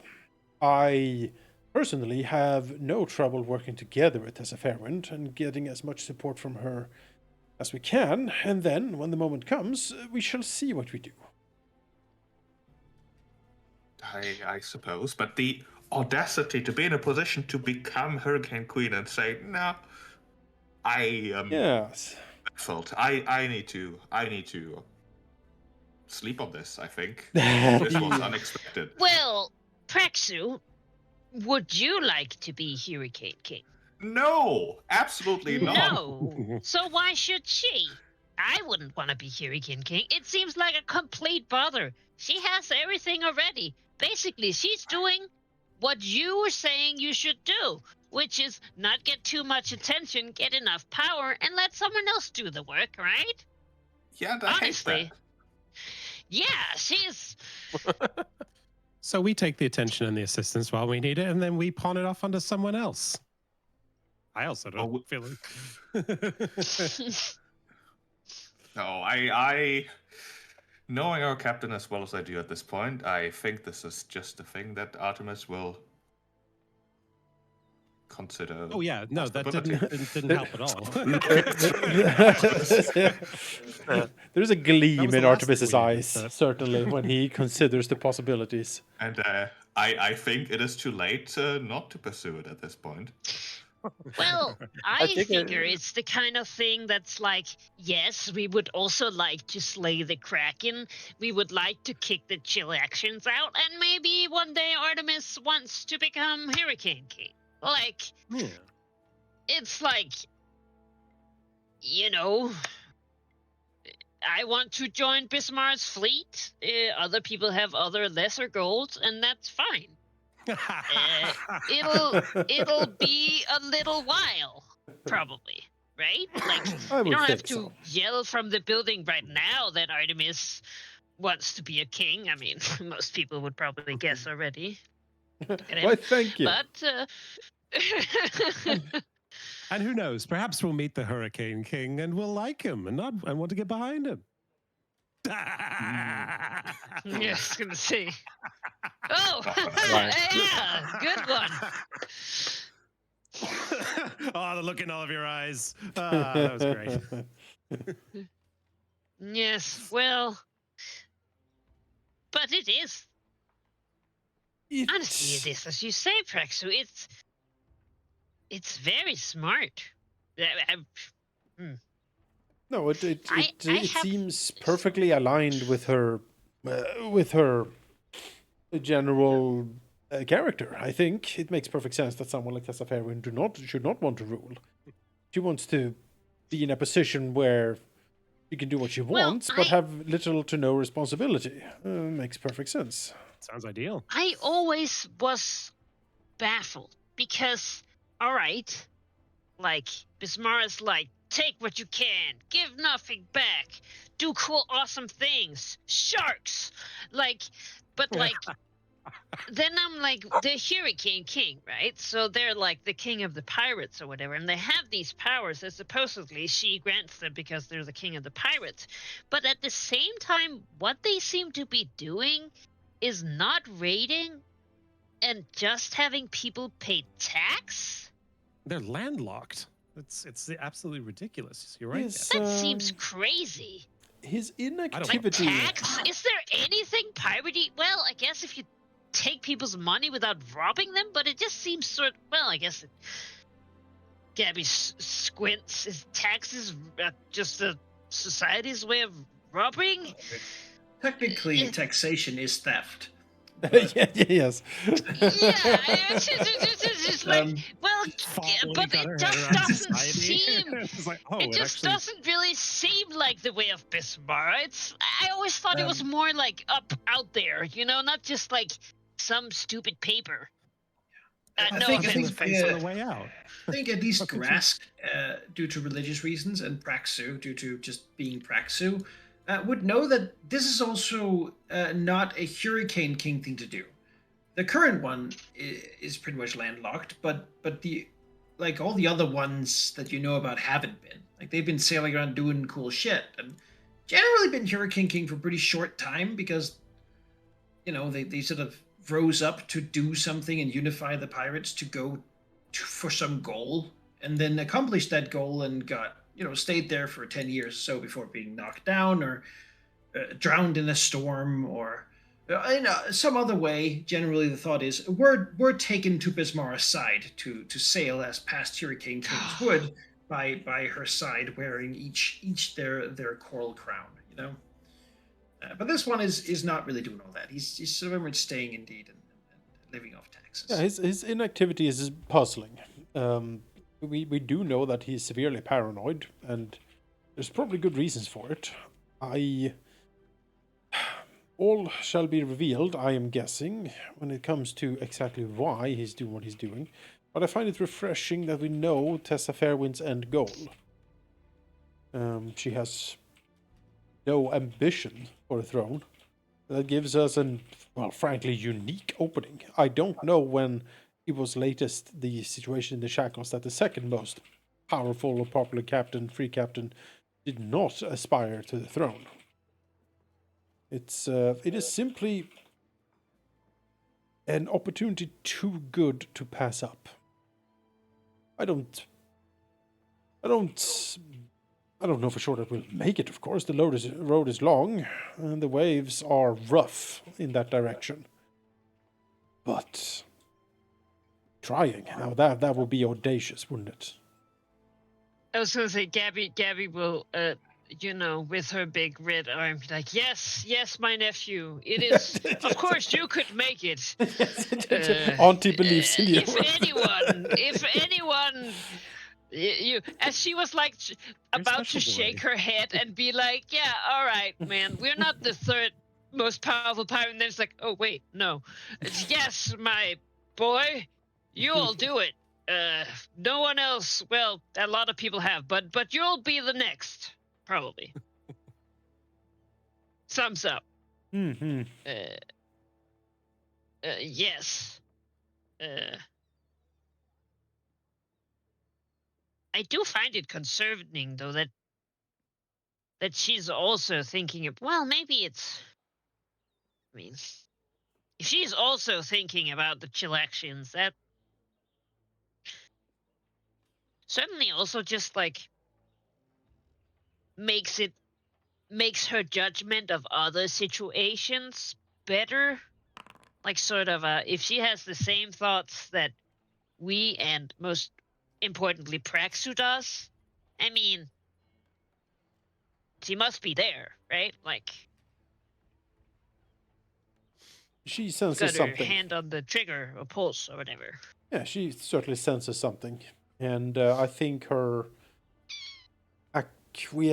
agreement to our guesses more or less cements that theory as true. Yeah. We really needed her to confirm my guesses to consider them true. No. Artemis looks over and says, "It does help to have an impartial judgment of evidence." Yes.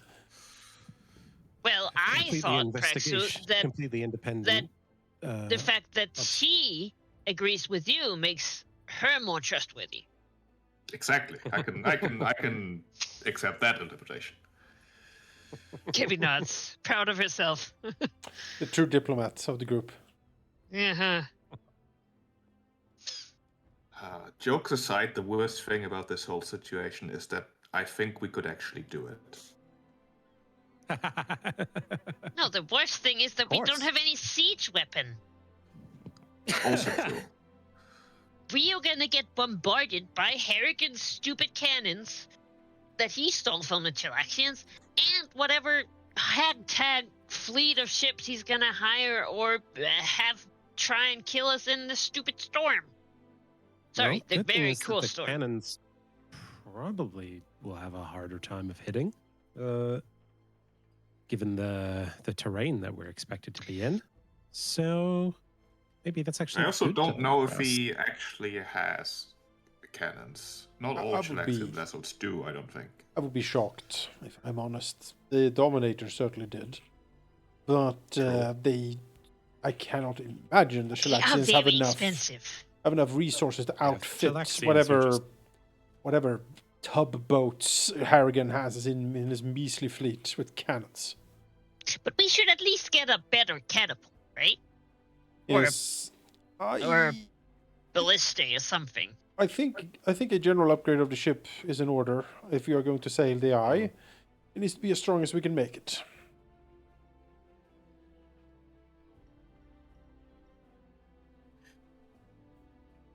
Well, we'll have to decide on priorities. Ship upgrade will make it sturdier, but also slightly harder to maneuver. I don't think that's going to be a problem, however. There's no, I don't know how to phrase this, mechanical thresholds that we can reach in the next two levels. Fair enough. Our siege weapons are awful.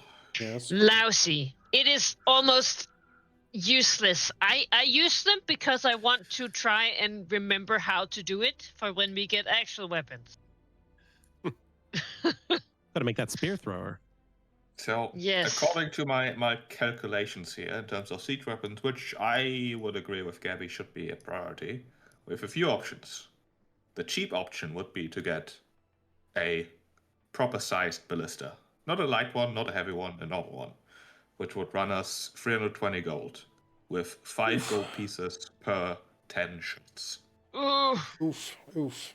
If we wanted to go bigger, the next reasonable upgrade probably be a catapult at 650 gold pieces. No. But with a catapult, we could just throw like boulders and stuff, right? Stones are free. Yes. It will also allow us to stock up on special ammunition like grapnel or fire bombs or chain shots, although those are very pricey again. Oh, we could make those barrel bombs with the bugs, the undead bugs. Get rocks. Yeah, it would be a early and hefty investment, but at least the ammunition would be cheaper. In the long run, that seems like the move, in my opinion. I mean, it is a classic goblin sport to fill a barrel of alcohol, put like a lion in it, and light it on fire, and then you throw it lion? around, and not a line, like a piece of rope, and then you light it on fire and see when it starts really going on fire and who holds it. Just do that, but then like throw it to the enemy ship instead, and hope someone doesn't catch it. Or maybe they catch it. That sounds like a fun sport. What would it be? What would It's it called cost? Fireball. What would it cost to upgrade the ship to level 8 or whatever? The hull upgrades. Level 7 would cost 119. Level 8 would cost another 168. So would be a total of 287. Well, we have the money in the stash for it. I kind of But- want to upgrade it. All that would get us is 20 more hit points. And How many hit points well, do we anything have? that we currently have 95. Not bad though. It would be okay. It would raise all DCs required to pilot the ship by 2, which Yeah. I don't think would be a huge issue. I guess it would raise our collision DC, which we've made generous use of. Yes. Would it raise any other things like speed or anything like that? No, nothing. The next interesting level would be at level 11, where both the AC and the speed increases. Right. But that is mind-bogglingly expensive. Yeah, I can imagine. And how much was that catapult again? Catapult, I just scrolled past that. Catapult would be a level 7 siege weapon, costing 650. That's rough. Okay, so we'd need like another 300 to be able to do the upgrades and the catapult. So we're in pick and choose turf. The two other lower level options that seem reasonable enough, I think, are both gunpowder based. There's the light cannon, which is a level 3. Oh. Which seems okay. It takes a lot to. No, actually, it's just decent across the board. Not the greatest range at 90 feet. But same as our light ballista, but like it's basically double the damage of our light ballista. However, the ammunition is expensive, like 5 gold a shot, effectively. The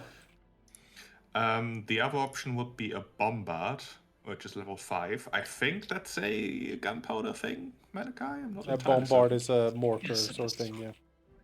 Yeah, which costs 300 and would cost like 4 gold per shot. In the ballista, It has good range, the bombard. yeah. What's the damage on the ballista? How much damage does it do when it hits? The normal ballista does 4d12. Okay. Our current one does 2d10. It doesn't even break any ship's hardness. Yeah. And the catapult? How much damage does that do? Catapult does 5d10. The 4d10 or 4d12? What did you say? 4d. 4d12. Yeah, so 4d12 versus The- 5d10. Yeah, the catapult Fairly also has equivalent. 150 feet range, but has a pretty restrictive minimum range. Yeah. I actually like the minimum ballista. range of 30. Volley 60. The ballista has That's only a 2 volley hexes. 30. That's not bad. Yeah, pretty good. And burst. What is burst? Impact AoE, I assume. Burst. I believe so. Yeah, I think it's like a 5-foot burst, the impact, I guess.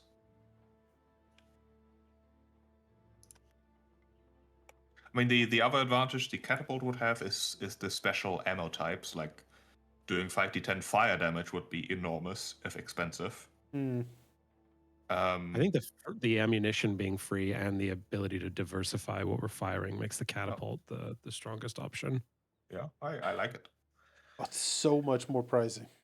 We don't even have the Yeah, money. but it's a one-time expense. I mean, we're like short 100. Maybe we can make that up somehow.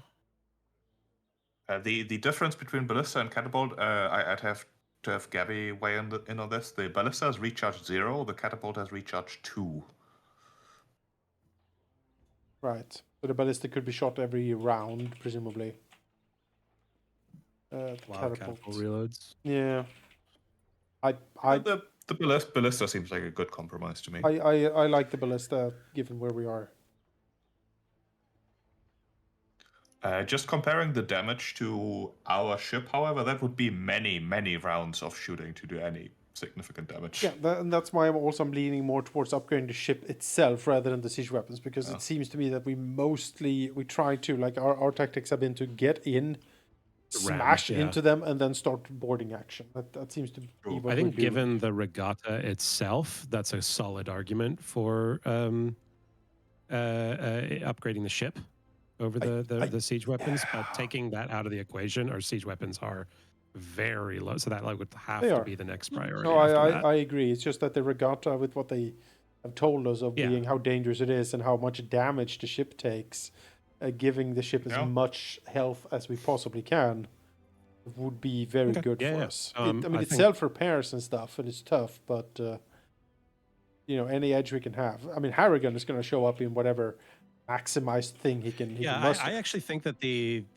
regatta, like, inevitably Harrigan or his proxies are going to try and attack us, but the gale winds and everything are actually going to make, like, cannons. That's going to be harder to shoot them. Yeah, so I think so. It would actually be to our advantage to fight in that. So, but if I also we're going to messed have up to the spend math. a lot of money at some point to get the siege weapons upgraded because they're pathetic. I messed up the math. To upgrade the ship to level 8 would be 404 gold. We could just straight up do that right now. We could. Honestly, I'm sold. Okay. And then spend a lot of money on. It makes our RAM better. It is our big it's unique the selling weapon point. that's actually a weapon and not just like a stick. Yeah. It's made of star metal. It's pretty sweet.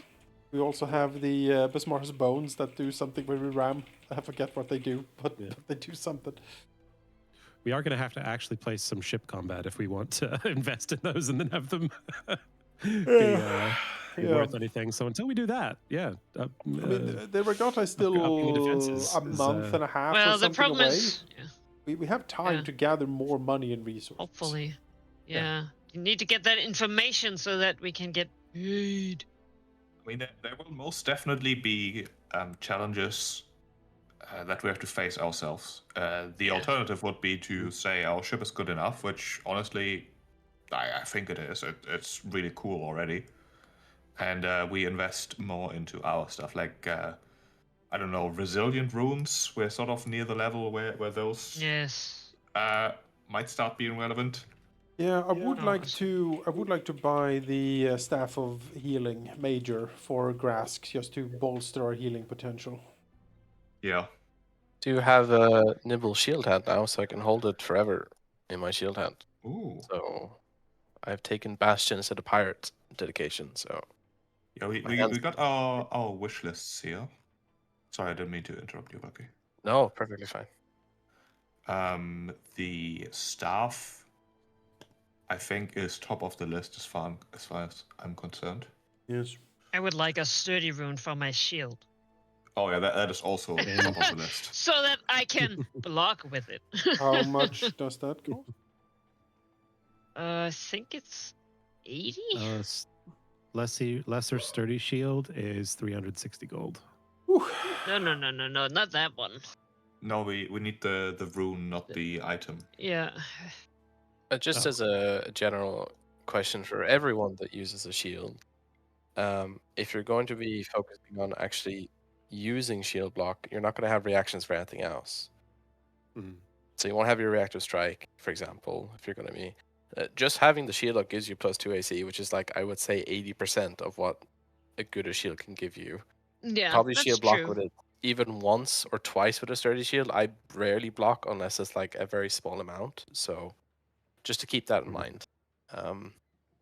Yeah, I mean, I could certainly wait with it until I get the free, like the option for a free shield block action. In which case, I would want a sturdy shield. Yeah. Yeah, then that would mean, be very Yeah, good. for fighters, Yeah. that makes sense. Yeah, exactly. Gabby is also currently the prime target for Artemis's like reactive strike thingy. Yeah. Yeah, your reaction is So- certainly highly contested for sure. Yeah. Good So point. let's see. I- We got like I think for the regatta coming, like, and we do have like we're going to be sailing through the Eye of Amandago. In this case, I think it does make more sense to invest in the ship sturdiness, because we're all fucked if that goes down. won't though, because I'm piloting it.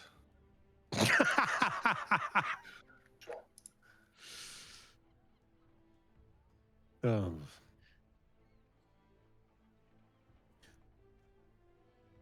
There's nothing I can say to that that puts me in a good position. Huh.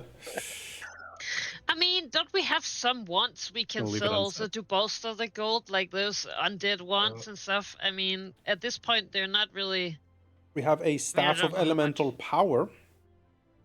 Yes. That has some Sell the spells in amulet. I it. took off whalebone pilk. How much is that?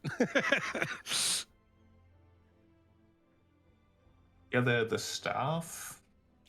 I don't know if any of us can do it. That seems like an easy sell. I do that like the +2 to identify elemental creatures, Yeah, it's kind of funny. but that seems difficult for me to make use of. Yeah, it has resist energy, which is fine and nice. But that's kind of Cast what that it one. has. Blazing bolt is I not bad, but I don't I think mean, anyone it's can a good- cast it. No, Yeah. can only do the divine ones, Yep. which grass can do too. The money is probably better for us. All right, maybe we'll sell that then for half. Sell it. So what's that? 115. It's like, can anyone use it well? Is the if not, then Hey, No. look at that. 666 gold. Because Satan is the ultimate pirate. Yeah. Oh no, the Chilaxians. Don't see Yeah. us now. Yeah. So how about we compromise on one level for the ship and the rest invested into like high priority items? Yeah, Yes. I was just thinking the same thing. Sounds good. Seems like a plan. Yes. All right. How much then? What does to the up- level 7 ship give us? Gives us 10 hit points. Hey, okay. And it costs. Costs I closed the page. 168? Yeah, that sounds about right. 168 remove. There we go. Alright, I will update our ship stats. We avail ourselves of the least. Quent docks. At least in my Google sheet here. Yes. Let's do. Then yeah, the staff of major healing I think would be very good. Would help everyone in the group. The other option, like that I think is fairly high Yeah. priority. I think Staff of I think major healing. yeah, staff of healing major. Can we get that? That's a item 12. No, the level 8 No, is the- level 8 the- one is the one I mean. the greater Staff one. of Healing Greater is level 11. Yeah. No, not. Level 8. It is yeah. not level 11. It is in our reach, I think. Yes, it's level 8. Item 8, yeah. I Is Quent a level 8 town? Yes. Okay, cool. And if it weren't, I could craft it. The other option would be, at least for me, the Drums of War Greater are also incredibly good. And it's something I definitely want to get down the line.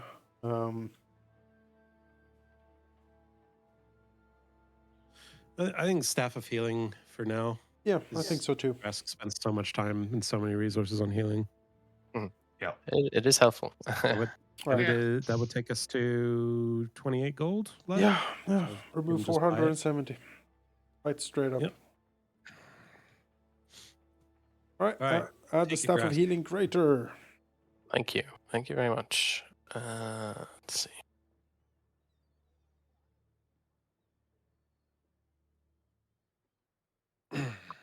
Take item. Now, does my nimble shield hand work with this? Yeah, great. Does it show up on my... how do I add an item to my spell casting? That I'll have to look into. But Also adds a +2 to heal spells, which I assume is the amount you heal. I'm not sure actually.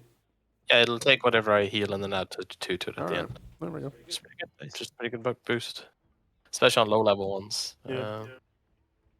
Or AoEs. Yeah. Low level AoEs.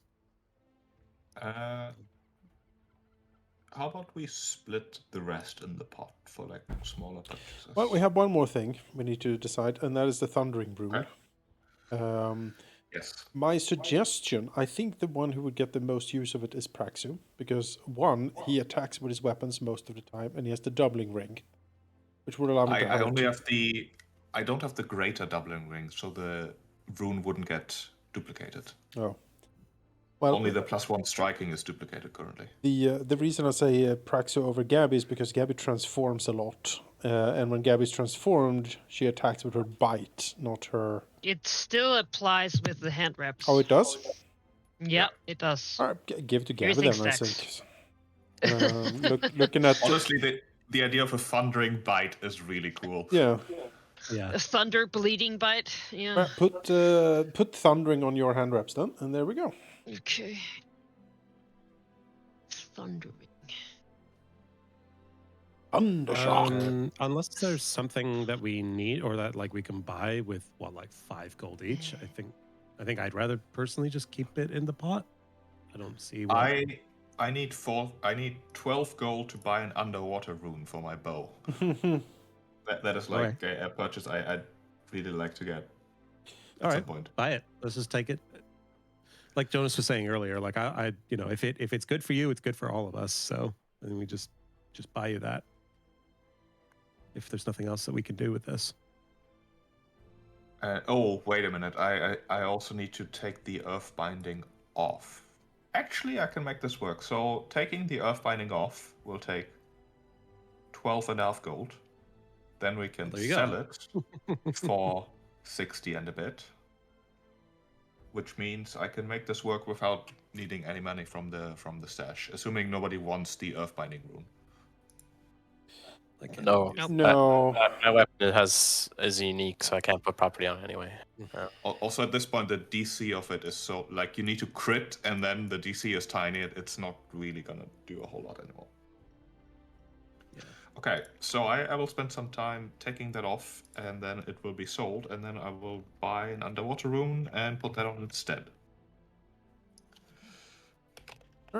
Sell the Earthbind rune then, if no one uses it anyway. Yes.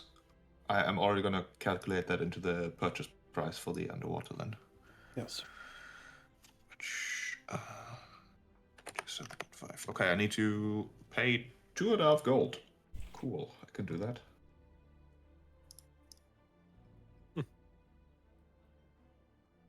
That is an exact picture. I know, right? I straight up thought you made that just because it's so specific. No, it showed up. I was like, wait a minute. This is exactly. Shark goblin saying I'm I need a impressed. turkey? That's I was. crazy. I guess I did the crazy thing of just like trying to find big turkeys on a spit. And I couldn't find any. And I was like, this is stupid. All right. I guess that's most of our bookkeeping. How much time are we gonna spend in Quent? We need to at least spend a D4 days plus whatever downtime you need or have used to sell your plunder. I need one more day to sell plunder and do that. And Cool, then let's D4 see then. how long the Yes, ship and takes. then I guess Free. go talk to you know, the Calistrians about Yeah. Yes. chillax stuff. Maybe. Oh. Yeah, that's something we should do for sure. Other thing with Kitsuri. Okay, if so, we're spending days here, right? Yep. Tempest is going to try and see if we like hustle up any leads by just walking around town with the bone poking out of the sleeve. Does anyone besides Gabby react to it? No. No one. Okay. Yeah. No. So they have moved on or not shitting where they eat. Interesting. All right, or at least we can rule that out. I'll make a roll for selling the gold then, if that's okay. Yep. I'll re-roll that. No. There Too we go. much turkey. Okay. Yeah, it's like, oh, no. No, they're simply like, oh, I couldn't possibly buy from you. No. All right. Yes, you you can can. get 90 gold. Hey, 90 gold. Your hero point is just you signing it to make it more valuable. Yeah. Excuse me, do you not This is know the who gold I of am? Artemis. Hmm. Talking king treasure. And Sorry, Captain. This jewel is actually fake. I can't take. Well, let me just put a little signature on that, and now it's more valuable. and we had still the Gigas Pearl, but that's only one piece of plunder. So we can't sell that because we can't pay the crew half. Is that correct? Yeah. All right. So be it. Then we keep the pearl on a pillow in the hold. I mean, I know where pearls they go into clamp. That's the So. second day of Artemis selling that. If you guys want to go and talk to the Callistrans during the second day, I'm perfectly fine with that. Yeah. I mean, I absolutely want to, but I'm not a good talker. I mean, I can come with, but there will be on day 3 in that case. I think that's fine. We're in no hurry. The lead is as cold as it's gonna get anyways.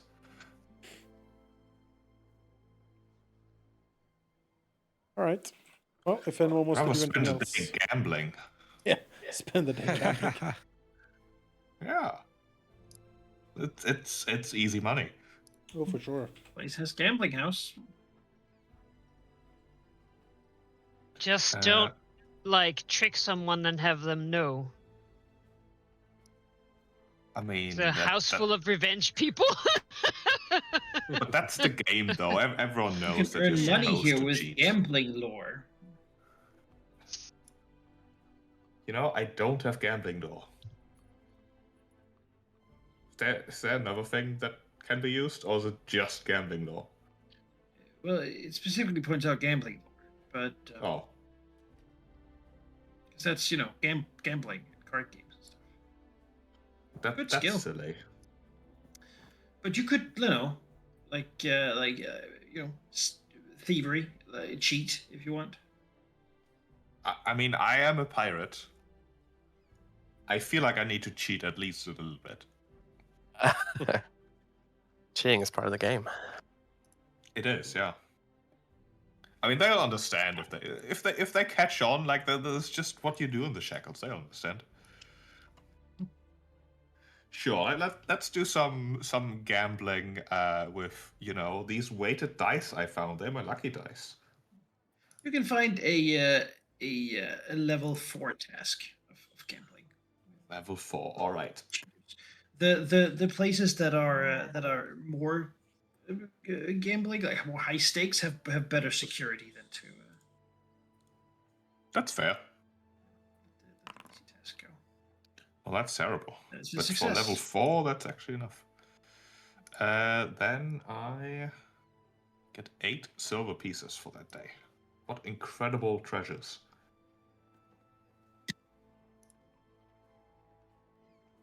Day well spent. And more importantly, you Um, had fun. Exactly. Manakai, I'll do some more brewing on my brews. Thank you, brewing lore. Let's see what we're doing. You have been I have looking for your brew. on the good stuff, not the quantity. Always like once it's good, it's just quantity. So that is a success. Great. Let's see.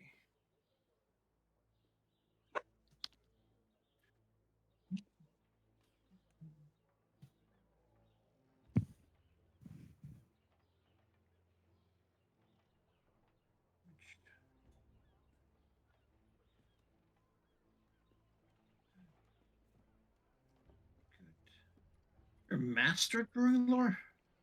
I am. Well, you're making some more alcohol, though. It used to be terrible, but you can't really say that it is anymore. Hey, whoa, whoa, whoa, whoa. It All literally is right. bad ale, but No, I have another one in there. yeah, and that one is not bad. It's a good ale. Yeah. And now I'm making more of it. Yes, I have bad ale. I Mastery. mostly use that to punk people. Mastery. Good at it. Doing well. That's You our have some new more. version of the bloody hours. You have to drink Gabby's terrible beer. No, Someone's it's got it. like Oh, once God. the Canaanites are already drunk, you give them that, and you're like, "Oh, is there something you need to tell me?" Like, you know, oh, Yeah. the ale suddenly tastes bad. Oh, well, You can sort of use it to get lacquer off of wood. Huh. Yeah. Degrease Well, she made engines. Artemis drink it once, you know. These are fond memories of that. Use it as a solvent. You know, it's like Right, vinegar. well, Gabby would understand. There's lots of chances to make excellent drinks here. These islands, they don't have a lot of like grains that you normally make. But they have beer from. pineapple apparently. Yeah. So We go in so Belgium. and sugar. So it's a lot of like rum. It's going in the pot. It's gonna be one of those thing with a fruity notes, which just means whatever fruit was available. It's a lot of ciders, not just ales. You also make ciders because they're just fruit. So The fermentation clam. yes. So, Yeah, well, Gabby knows how to do it well. she Whether does. she chooses And to do that or just chooses to make something crazy. Yeah, no. And she, she has grog is a perfect taste tester.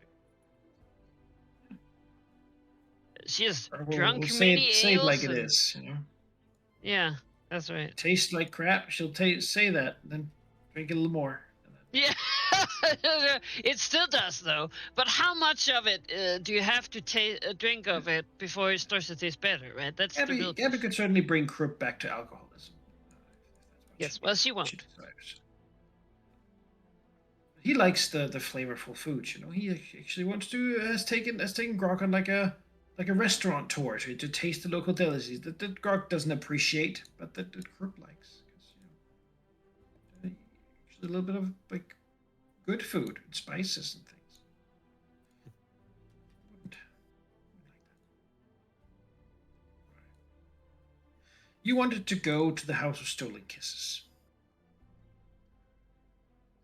Yes. I believe so. Yeah. Yeah. Yeah. The temple to Calistri has 2 functions in the town. It is both a holy temple to Calistria and a brothel. So cool. When you enter and present the sort of piece of cloth that Tessa gave you, it will quickly be taken away by the scantily clad acolytes, and they will escort you through a couple of the sort of inner corridors and chambers of the place that are all decorated with appropriate furnishings and illustrations. Appropriate to the place, of course, not to anywhere else. Yeah, I was gonna say. Yeah. You'll be told that you will be brought to the temple's high priestess, Dindrian, who will basically has promised Tessa to speak to those she sends, even without you having to work your way through the other attendants. Useful.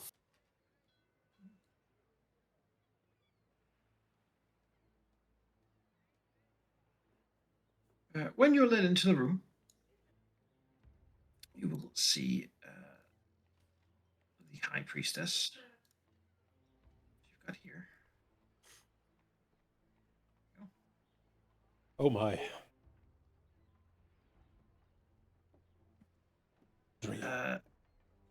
Move out her hands towards what sort of those Roman leaning couches that have been sort of put up around like a fire pit in the middle of the room. It's slowly smoldering, but giving a nice sort of refreshing heat. She'll gesture and say, well, take a seat, dearest friends of Tessa. And also, she gestures, and a couple of the attendants come out with little silver trays of fresh cut fruit, melons and grapes. Oh, lovely. Which are then placed next to each of the sort of seats. Please refresh yourselves. You can have water or wine delivered to you as well.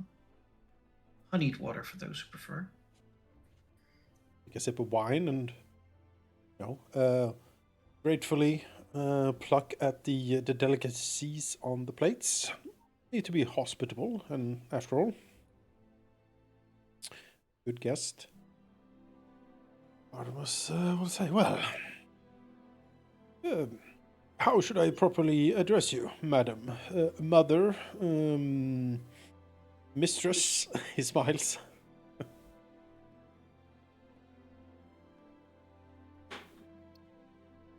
He smiles. Says, well, a few people do call me mother, but that is perhaps not the most common of ways to address me. Simply my name, Dendrian, would suffice. Although, to many people, I'm called many different things. Artemis nods. Well, Dindrian then.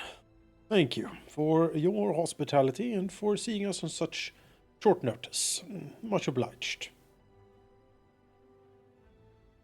It is a favor to Tessa Fairwind. She is our patron and has offered our temple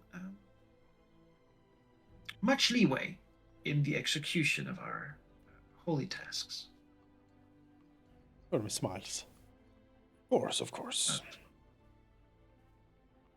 Now then, since we are all busy people, lots to do, I would cut to the chase.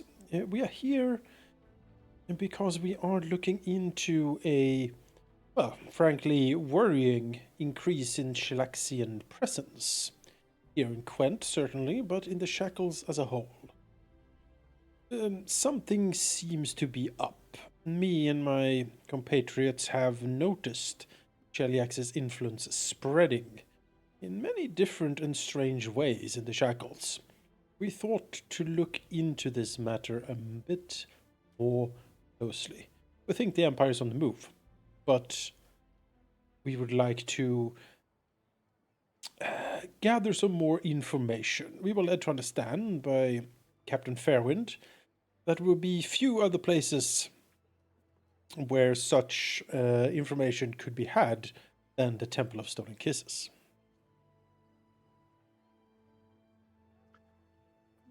Well, we know much about you already, Captain. and your crew simply from the words spoken by those of you who have visited us. Of course. Such things said in passion are, of course, the property of Our Lady Calistria, Of and course. they are not to be given away lightly. As such, If you want. you must perform a holy task for her in order to show your dedication to her and your understanding of her tenets, so that you can, well, Hmm. receive in kind. Fair enough. Then what service could we provide the savored sting?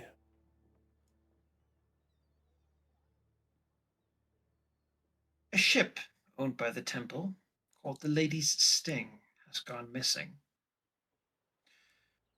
We have used divinations to reveal that it was attacked, lured into a trap by salvagers, a wrecking crew which lures ship onto rocks and the like, and then loots the contents, killing whatever they find on board. Ordinarily, this would simply be an acceptable loss. After all, this is the Shackles. But the Lady's Sting was carrying a sacred relic, a gold-plated wasp known as the Golden Wespel. Hmm. We would want revenge brought upon these wreckers who dared attack one of our holy vessels, and we would want the Golden Vespel returned. We have been unable to locate any additional information about this wrecking crew. I would want you to find them, enact our vengeance upon them, and return with the Vespel. Then, I will reveal to you what has been said, whispered, or screamed into Calistria's ear. Mhm. Purpose notes. Seems pretty straightforward.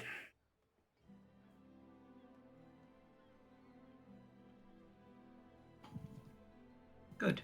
You can certainly get behind that. Oh, would you want additional tasks for additional info, or is this like a subscription sort of deal?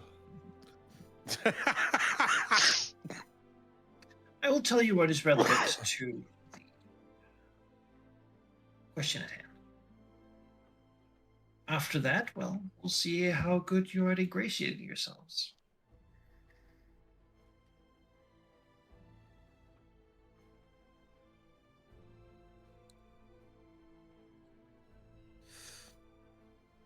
Well, spoke So- of divinations. Where can this wrecking crew be found so that we may exact said vengeance? Well, if we knew, we would simply send our people to do so. The Savored Sting is not without those means. However, we do not know where exactly to find them. We know that they exist. We know that the band would likely still have the Vespel. And we know the ship disappeared sailing past Rampor Isle to the north of here. Beyond that, or exactly where, we don't know. However, Oof. there might be those who do know. The Well, halflings of Back Isle keep a tight eye, a sharp eye, on anything going between Rampor Isle and their own home, as these are. Rampor Isle is a rampant place full of slavers. Thus, they may know more. I have no illusion that this is an easy task.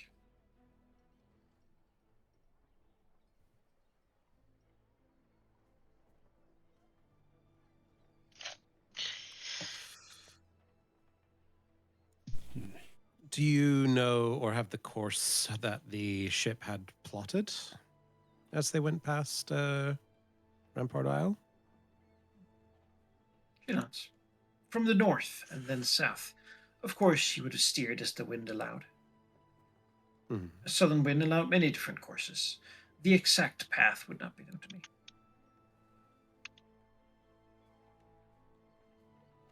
Right, well, we will have to do some scouring of the seas then, it seems. It should not be impossible. Especially if they're still Yes. hunting. We will know if vengeance has been enacted, and of course, she will bring us the Vespel, which will show us your dedication. Of course. Beyond that, of course, you're welcome to praise the lady, the savored sting, in whichever other ways you prefer. The temple is the biggest one in the Shackles, and we have many visitors. Indeed. Grask will steer Artemis out. No, but surely a short look wouldn't hurt. I mean, Now, Artemis, holy work needs a disciplined mind. no, but surely the Reverend Mother wouldn't object. Yes, but your wife might. Oh, well, I mean, What? No, she's a pirate wife. yeah, she kinda, you know, I don't object to what she does, you know, when I'm gone. I feel like she'd be kind of grossed out if she found out. Yeah, I think so. Monogamy. Yeah. Yeah. Ew. Married some sort of prude. No, found out that he restrained. I mean. Yeah, exactly. I mean, Yeah, it's some sort of prude here. Oh well. Now, we do not want. I was going to say the biggest concern for Gabby is like, well, I mean, probably enough of our secrets are already being spilled. You know. Yes, They take a high price for breaking the confidentiality of their Oculus trip. The room. confessions. Yeah, yes, of course. But, Well, as we're looking the favor to to Tessa. Malachi, forever ago I did a weather roll. Would you let me to re-roll that? Just as we're plotting what to do, we should see what we're working with. Yeah, you could. Well, it has been a few days, so yeah, let me just do that weather again. out of the box here. It doesn't give me Well, the yesterday chance to, was yesterday was bad weather. Very windy and not very nice. Today is a bit of a strange and unusual one. A northwest wind with no rain. Oh, we should take advantage of that. Guess we should. Well, this is stay free, and we need to stay at least another 2 days until the ship's finished. Yes, Right. that's fine. Okay. We Dang. we'll deal with it. 2 Let's days. see what that looks like. +2 to that. Tempest looks, and the next day would be a southeastern wind. Okay. Of course, you're not sailing on that day either, so you'd be actually back to a northwestern wind. Well, I think our most pressing is still Port Peril to get that sorted out. Yes. These That's errands we in, can deal like, with a month? after that, I feel.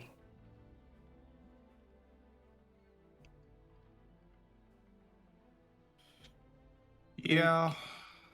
Isn't that still like 6 weeks away though? Or the regatta Oh, is. The No, regatta, yes, but we need to yeah. present ourselves to the Hurricane King before then.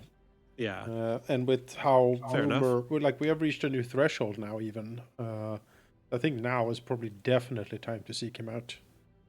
Sounds good. Or what are we? Plunder and Infamy.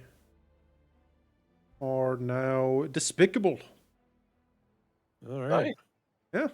Can purchase Despicable Impositions. Once per week, the crew can sacrifice a prisoner or a crew member to immediately gain 1d3 points of disrepute. The sacrifice is always fatal, and returning the victim to life results in a loss of 1d6 points of disrepute. The sacrifice is often to a god of the oceans, wind, blood, or death. Yeah, capture someone and just send them down to Besmara, and we get some disrepute from it. I mean, I feel like we're gonna run across some Chilexians inevitably. I Mhm. can agree with Yeah, that. and some salvagers who stole a ship of Calistri. True. You know? Yeah. True. So the despicable Yeah. impositions we now have access to is lashings. The speed of the ship doubles for 1 day. We No, can we're also, not gonna let our crew. a little bit. No. And then we can shiver me timbers. While on board the ship, the character and the entire crew can re-roll initiative. Benefit of this imposition can be used immediately, but only once per week. We can That's get nice. we can get Ocean's Blessings. A character while on board their ship can take the cast a spell action and cast a 2nd level water breathing or water walk, 3rd level remove disease, or a 4th level remove curse. Just draw upon the ship's awesomeness to do that. Okay, nice. And the last one is Dead Men Tell No Tales. While on board the ship, the crew makes an attack roll. They can use this imposition to automatically increase the degree of success by 1 step. Cool. You can auto crit if you hit with this. Or turn a miss into a hit. Yep. That'd be pretty nice. All right. Well, should we, if we've got no other business in Quint, fix our ship and get out of here? Yes. Yeah, think so. I'll earn some income. Why not? While I'm here, the last 2 days or whatever. What type of performance task could I find? Okay. Performance, yes. Let's see. Well, I mean, not a bad place for it. That's what I'm hoping. I think you could find a level 8 place. All right, we'll take it. Performance is pretty easy to earn income from here. 32. That It's is a success. that's all right. 3 gold is earned. 2 days, so 6 gold. Lovely. Yes, I'll just continue brewing on my brews.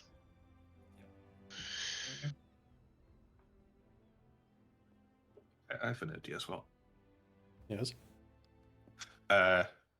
Praxus gonna take Imogen shopping for books. I want to stock up the Fearsome Tides library, which is just Praxus' room, I guess.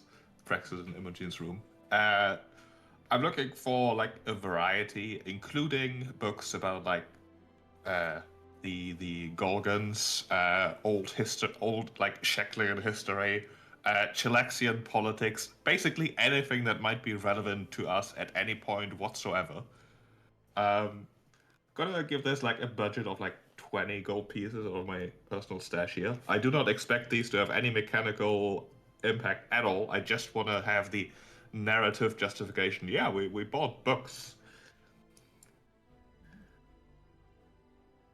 Yeah, I mean, if you want to, though, they could have, because you can buy books. I would love them to That actually. would benefit cost me. 40 gold to be an expert set of books. Ooh, I don't have. Gabby 40 gold. Gabby will supply if you ask. She has 40 gold and she has not used any. I mean, you just have to throw something in there, like a book about Bismara, and Sure, we can do that. something to do with like, yes, actually one of these guys in this book, Gabby, had something to do with his mom. It's like, all right, well, I mean, this We can incredible. probably find a book with like really cool illustrations. Yeah. Yeah, yes, it's just like, look at this shark drawing. Like, oh my god, it's incredible. Wanna split the cost then? Yeah, Sure, that sounds good. very useful. All right, Gabby 40 actually gold also pieces worth does of like expert reading. books. All right, well, that would count as a high quality skill item, which gives you a +1 item bonus to relevant checks. So, Yes. when studying in the library, you have a +1 Alright. skill bonus. Let's see if we can add that somehow to your 20 gold removed. So the Thundering rune is still in our stash. I believe we need to delete that still. Oh, yeah, I have edited it. So. Okay.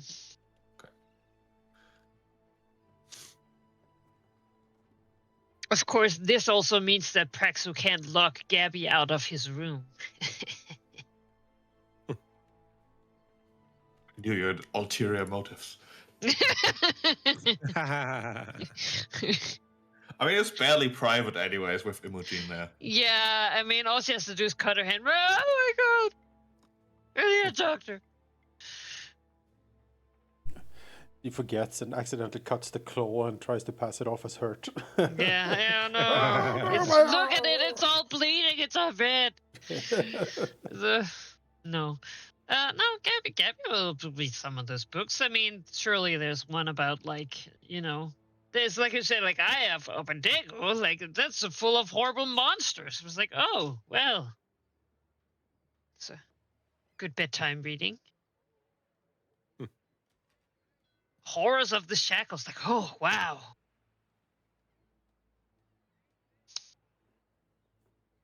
Which it seems like all the Cyclopean or whatever, like, stuff is also, Golgan stuff is also firmly underneath. Like, absolute terrible shit. It's like, oh, you thought this was crazy. Well, let me tell you. We just get 2 books. One book titled Everything You Wanted to Know About the Shackles, and the other book titled Everything You Didn't Think You'd Want to Know About the Shackles. Yeah, all you wish you didn't know. Everything you want to know about everything else. Yeah.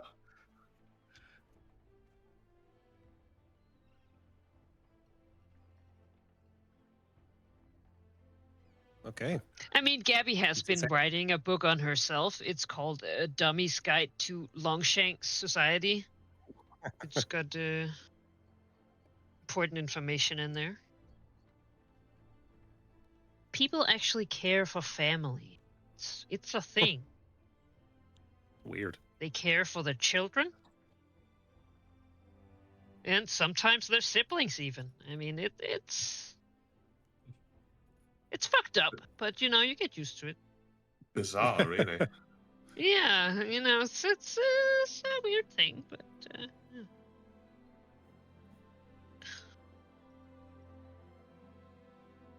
Of course, not necessarily many goblins can read, so she's not super busy with finishing it, but There's nice pictures, at least. yeah, good. Definitely. I mean, home drawn.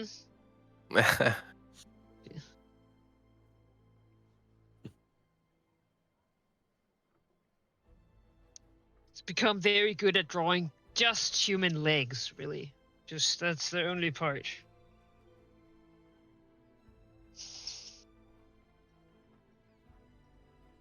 Okay. Got that detail down. Yeah. Mhm. In that case, I think we're good to sail, right? Yes, let's go. Row, row, row the boat.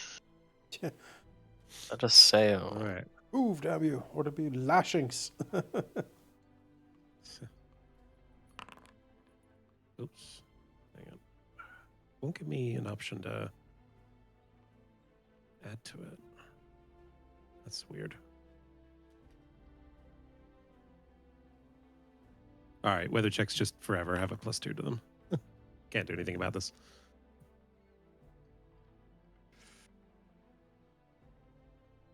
You can't do like a circumstance bonus. No, it doesn't even give me the prompt. I click it and it just throws it in chat, even if it's a Mm. public roll. You are getting a northwest wind again. Oh boy. Great. Is that where we want to go? So that's good. That's the opposite of where we want to go. Oh, Or not quite right. the opposite. We didn't want to go to Back Island, but we could But go you to leave Back Island. that tomorrow. We could you if we're get waiting a for the south wind. wind. So So if we today go towards Back Island, then tomorrow we could go east and not really lose any time because we'd have to wait anyways. Yeah. Go Sure. see England today. Be back home Yeah. tomorrow. No. want to get the other Right. town. guess you don't want to necessarily go to Slip Cove. Yeah. Well, speaking of scumming our speed here, Praxu, can I get a sailing check? Because our map specifically calls for the pilot to do it. Okay. Hang on a sec.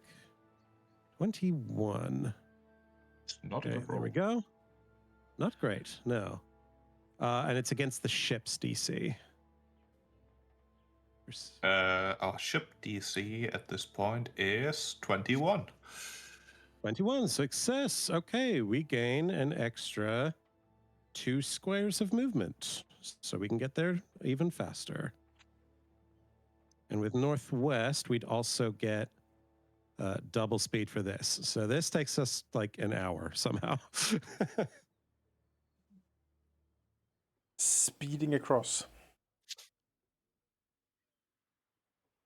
Yeah, it would take us to 21 base speed, and then 3/4 of that would be moving at double speed. So it would be 1, 2, like 4 We are hexes of moving movement. to Slip Cove.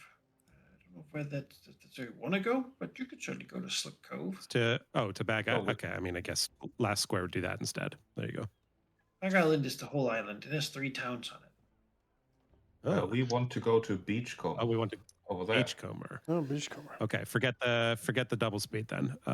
But still, that would be 2, 3, 4, 5 hexes out of 21. So like a quarter of the day, quarter of the travel day.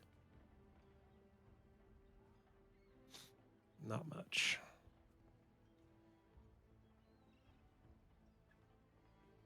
Of course, halflings would have a place called Rum Butter. It's a Of course. town name. To Beachcomber.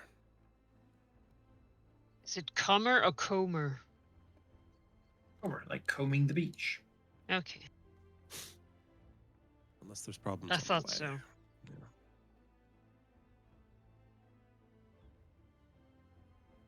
While Slip Cove is known for its extensive shipyards and fishing docks, and Rum Butter is known for its sprawling hilly farmland communities and apiaries, the town of Beachcomber is, well, made up of a lot of things, most of them not really telling you what they're here to do. The island of Bag Island is, of course, famed for the love of freedom of the halflings who live here as their primary residents. Their pirate lord, Jolly's Raffles, has demanded a guaranteed freedom of religion for all who live in this town, or on this island. Still, as you sail towards the town of Beachcomber, it becomes very clear that it's the one of the towns in this island that doesn't really have a lot going for it. The houses are tall and dark and sort of almost like broodingly leaning over, and it seems like some of the weather is sometimes a bit worse. A couple of goblins skulk around the streets, and quite a few half-orcs are sort of loading boxes onto crates onto the docks. There is a sort of a grill where a big halfling, tall for his race, is frying up what looks like giant frog legs on a sort of a homemade stove grill. Certainly a long throw away from the nearby port of Gwent. The closeness to the Isles of Dahak, Dahak's Fang particularly, does seem to have done a bit to this town, as it might not too seldomly be encountering raiders or marauders, goblins, or lizard folk from the nearby wilderness. Outside, though, you can see forests with sort of dark soil, which is quite rare in the Shackles. It probably is a good place to harvest mushrooms. And certainly, there's also a couple of large, like a pen with big mushroom hunting pigs, massive ones, which are sort of rooting around in the dirt. As you move into Lay Dock, the harbor master, a sort of dour looking half orc comes in, takes your name and your reason for being here. But what do you give as the reason for being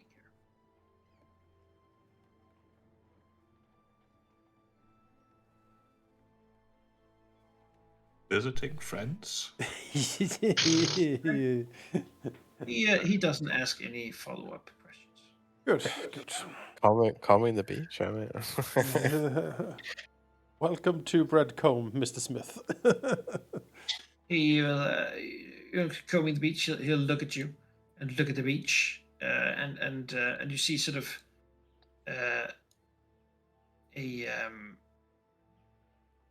like the carcass of a seal or something, right? That's like being lulled in the waves, rolling up and down the sides of the beach here. See that looks back to snorts slightly. A beachcomber appears to be, a corpse found rolling up and down. Oh. The beach, so to speak. Jeez. yeah, I don't think Grass explains that joke. He just lets that sit there.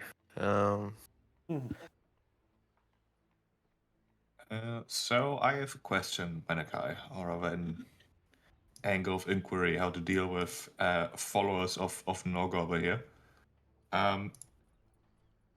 Praxu has a knowledge skill that I've never used before, which is I didn't expect to ever be relevant, but it might actually be here, because he has assassin law.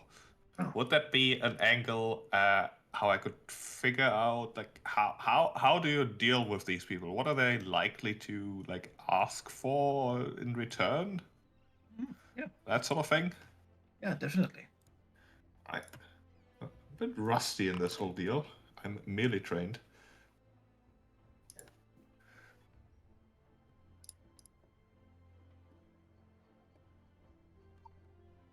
All right, well, you're hitting the ECDC because that is quite a relevant lore for followers of Norgorber, the god of senseless killing.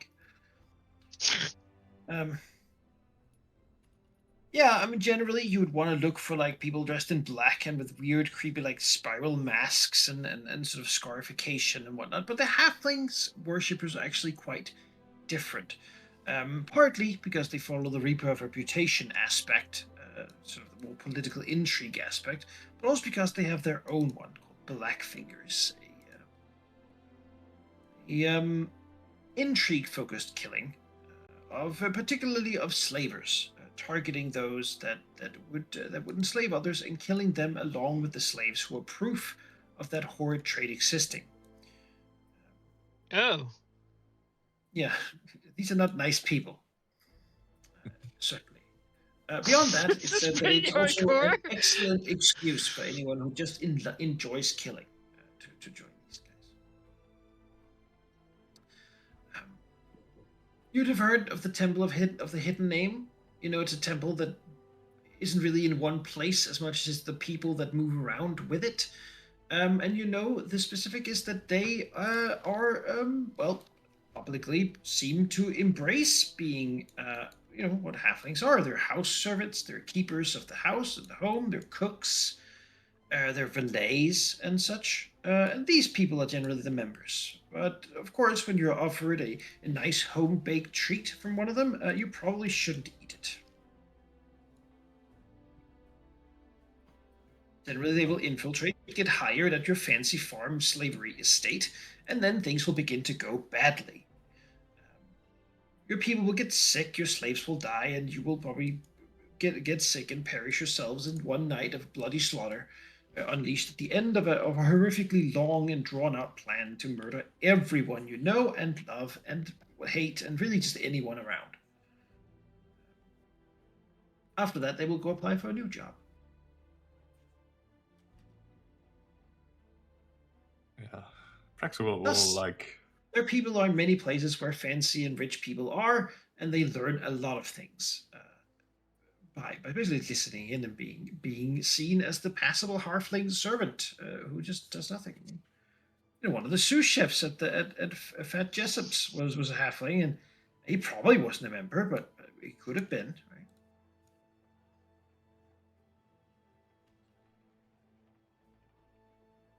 Praxi will share this quietly, but loud enough for the party to hear. Sort of with like the neutral tone of a lecture, giving no context how he knows all of that. Lovely. Yes, well, So, how do we approach as, friends, business partners?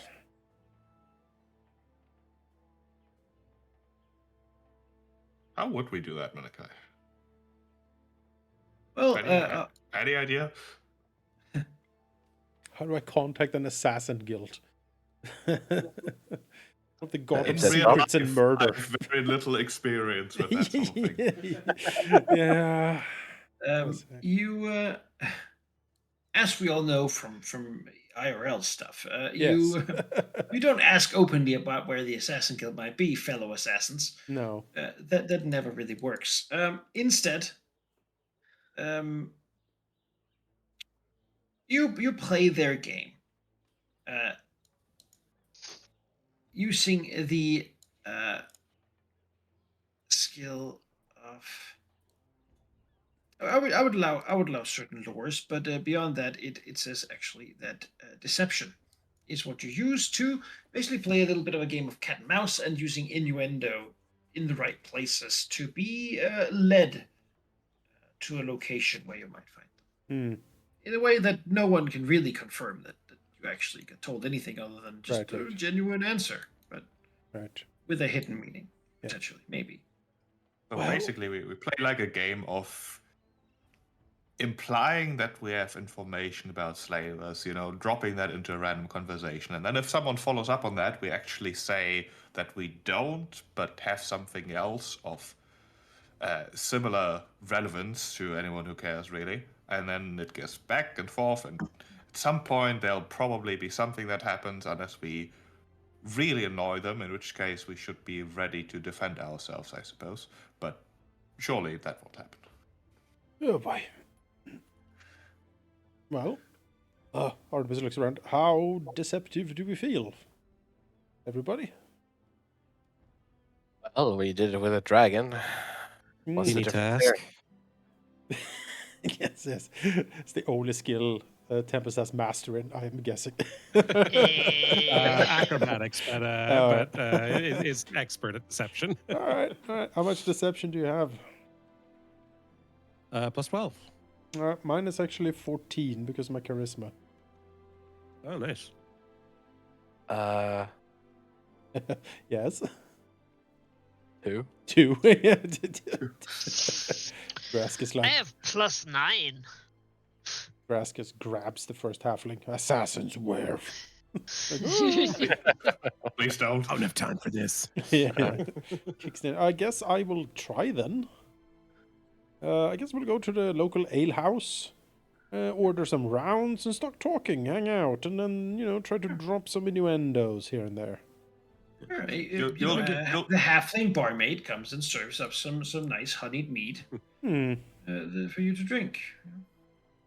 Let's throw an assist. Our captain's Cast purify food and water, and very rude to assume. Yes. Yeah, Grask will be nowhere close to your table, but in the tavern somewhere. You still have a life connection on you, so if someone does attempt something, yeah, he's going to be at least nearby.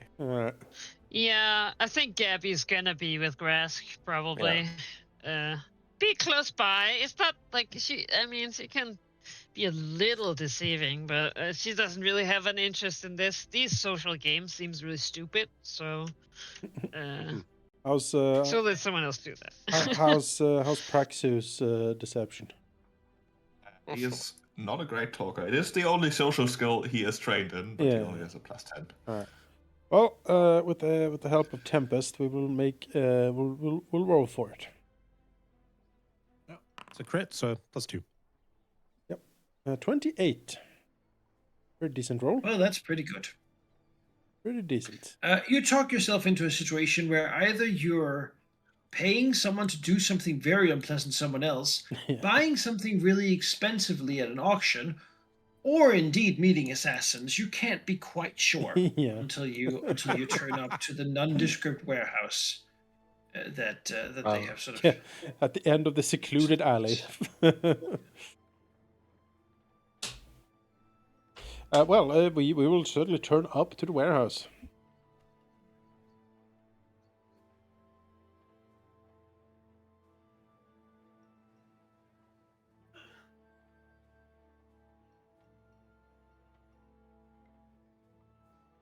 A big duffel bag filled with paper that could look like money from a distance.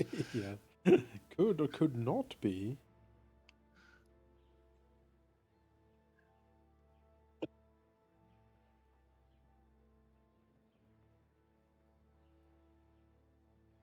Yeah, Artemis will give the instructed knock at the warehouse.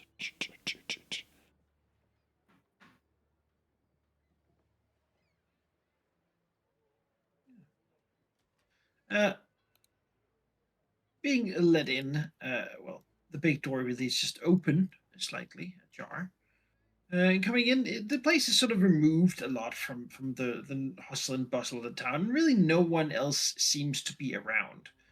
It's quite clear that whatever happens in this warehouse stays in here, especially as the walls seem quite thick for just a place to hold, goods.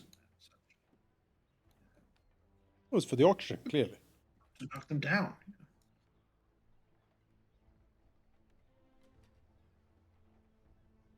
Ah, yes, lovely. Coming into the Look at this place, guy. you see a halfling, well dressed, certainly. It looks like a sort of a valet or a server, or even like a butler sort of character. He looks serious as he contemplates you coming into this place. Life connection. Let's put the effect on.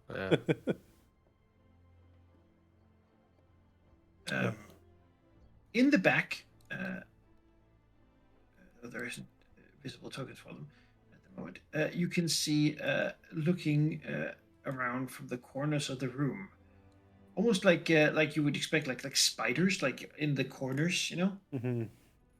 You can see only the shades, a little what looks like happy cherub masks Oh, creepy.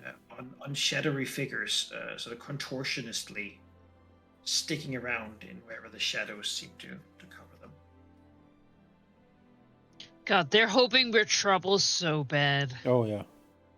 Those freaks out there, they want to kill so bad. Come on, man. Gabby's like, you Fucking- freaks! Freaks! But they're wearing cherub Please. masks. That's fucking. Gabby, you need to understand that kill these people someone? don't need a reason. They really don't. They worship the god of murder. That's the Norgorber thing. They just it is holy and a good thing for its own sake, really. Yeah. Mostly Well, for look, sick Gabby likes a ticks, good you know? fight. Okay, like I mean, It's but, more like, like the poisoning act someone. of taking a life is sort of the part that they. yeah. It's just the method is a little crass. And again, you kill the slaver, you kill his family and his friends and his enemies and every And his person slaves. every slave you find, you murder them because you don't like slavery. They're slaves. So. They could have killed their owner with their teeth if they really wanted to. But it's not really about that for these guys. They just like killing, right? It's like murder people. Just kind of say if that was ever an argument, Gabby would be like, yeah, well, I mean that's a good point. It is their job and their hobby. Certainly They love can't what they kill a do. lot of people with teeth. Never work a day in their life. Artemis will Yikes. give a curt bow as he steps in, looks around. Says, "Ah, yes. How gracious of you to receive us. My thanks."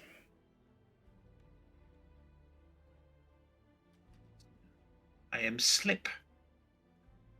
And you may refer to me as such. Captain Artemis Keen. These are my officers. Well, Captain, how may the Temple of the Hidden Name be of service? Master Slip. We, as you Please might... come in. Oh, absolutely. Artemis will stride in. This place is safe from prying ears. So we'll Yes. stick You've close. tested it thoroughly. Even the loudest of sounds do not leave the walls. Artemis smiles. That is most gratifying to hear, Master Slip. Now, I am here because, as I am sure you know, there is trouble brewing in the Shackles.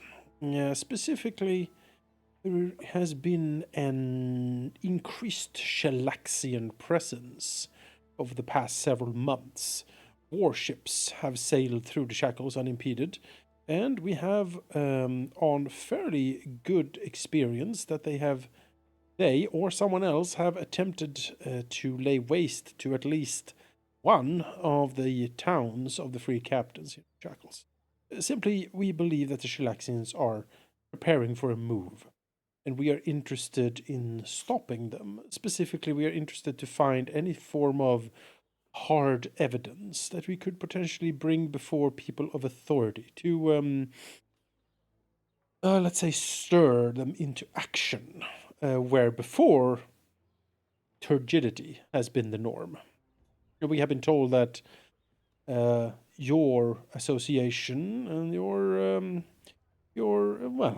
your disciples, acolytes, would be an eminent source of such information. Slipple. Temple of the Hidden Name does deal in secrets. That I will tell you for free. Smiles. However, we deal in secrets by trading them, not giving them away for free. Certainly. Fortunately for you, coming here with something you wish to know, there is something we wish to know. I see. And I don't suppose pointing out that we are both aligned against the Shellaxians and that we would help each other out, ridding ourselves of their influence, would be enough. He flashes a winning smile towards Slip. The knock upright looks into Artemis. You just see the behind the veil of calm, peaceful eyes. He sees the absolute murderous, like sociopath that is behind them. Yeah. As he says, it would not bother me in the least if there were Chilaxians here right now. Hmm. To quote an old friend, do not threaten me with a good time, Captain. Like the quirk of the the mouth. Says very well. Then, Master Slip, tell me what it is that I can trade with. You have perhaps heard of the famous ship, the Brine Banshee. Always thinks, has he heard of the famous ship, the Brine Banshee? Everyone has said it's the fastest ship in the Shackles. Oh. Months ago it disappeared. At least no one has heard where it went, and we would know.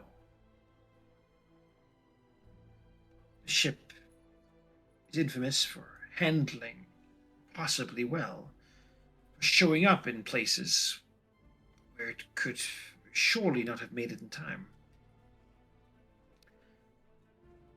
We wish to know how. How did they do it? Hmm.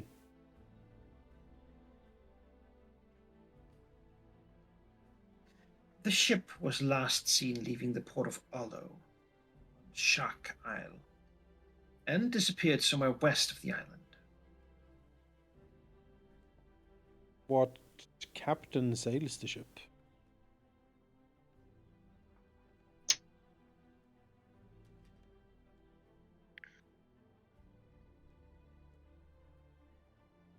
He looks at you. Says,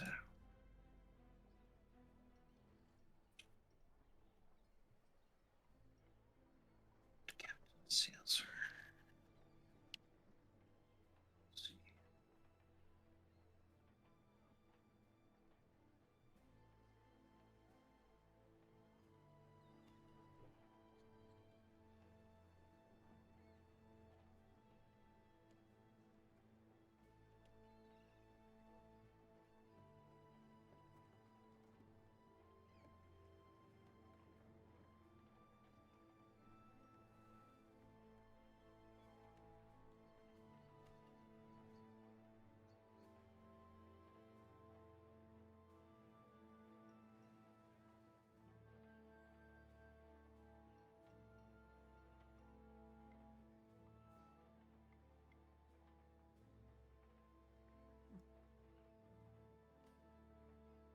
So at the moment, we do not know. Hmm. The ship has had many masters. Interesting.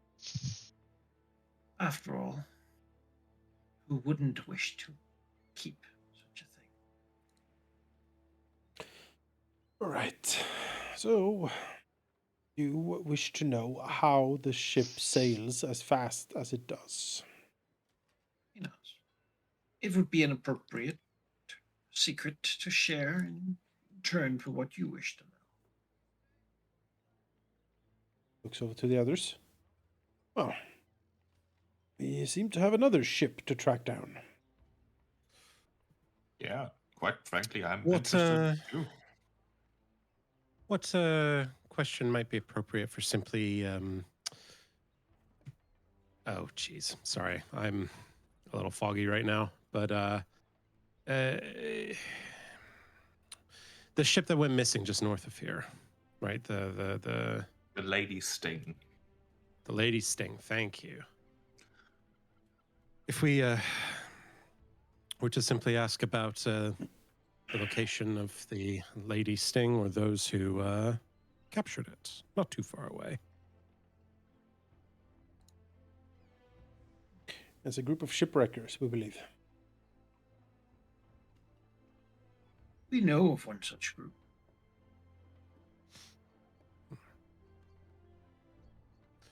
Separate transaction. What would an answer or secret be worth to you for that question? Something like that is not too difficult to discover yourselves. We could tell you, but we would require an appropriate secret in return. Tell us something you know Something- that no one else knows.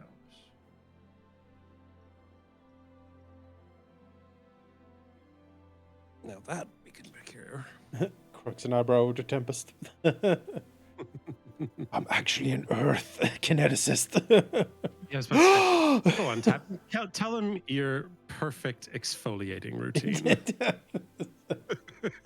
We've been dying to know. I would rather die. Take it from my cold, dead fingers.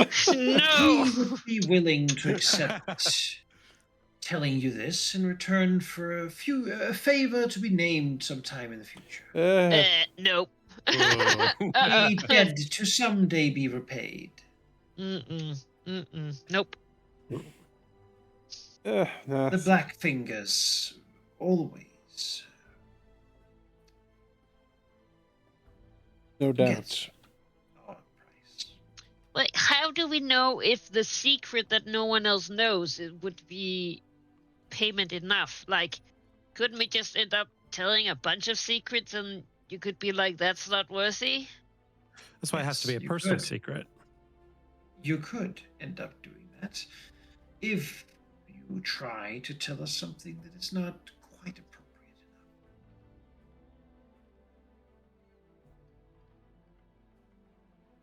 Like, so what kind of secrets are you interested in? Something others would want to know, but that they don't.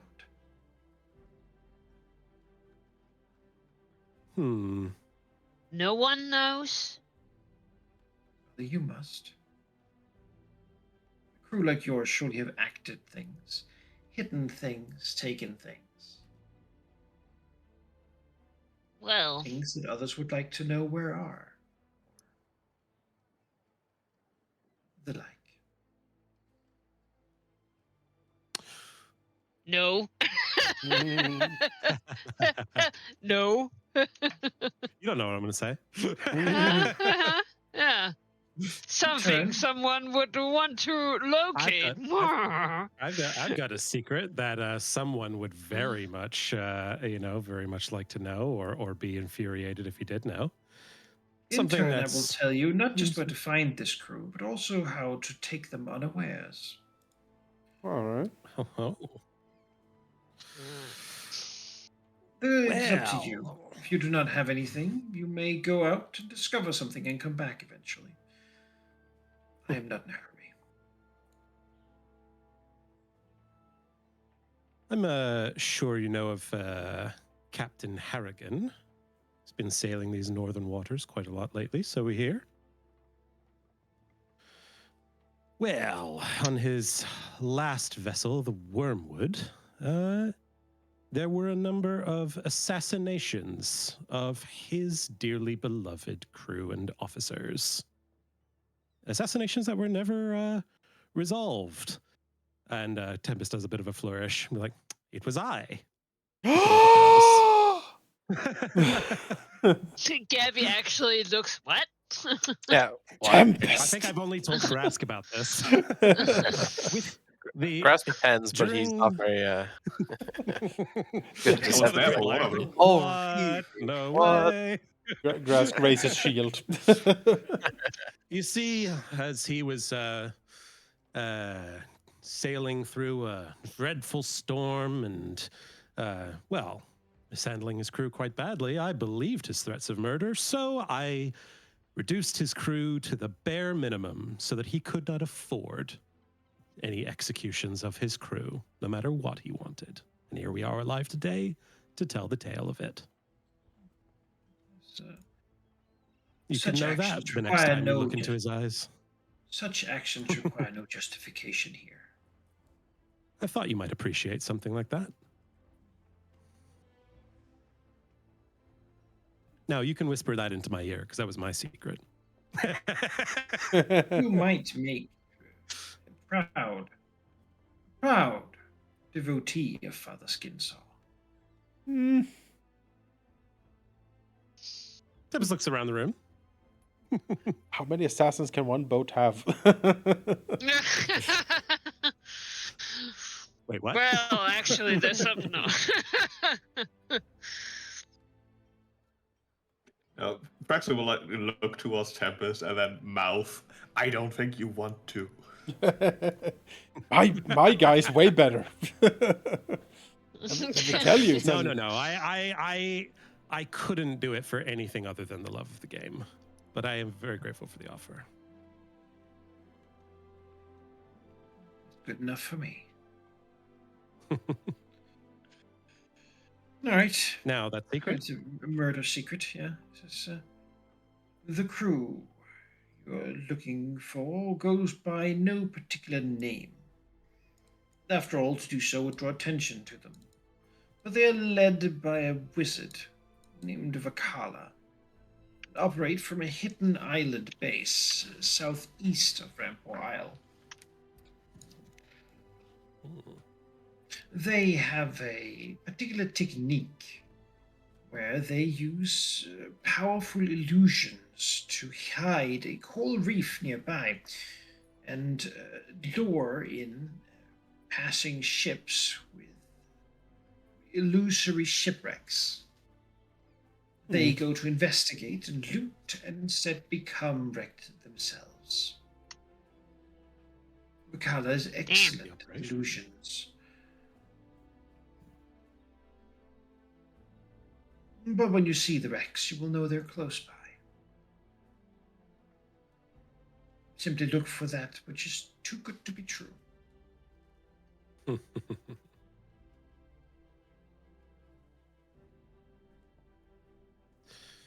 Very well. All right. Valuable exchange. And As if for we how you might find on that ship, then, As for how you might find our quarry,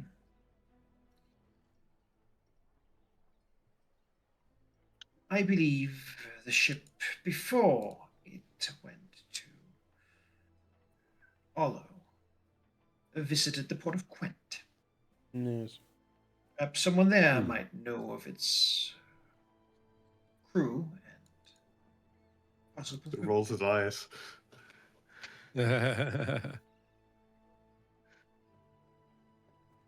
Excellent. Well, we shall look into this matter for you, and we will return as soon as we find anything out.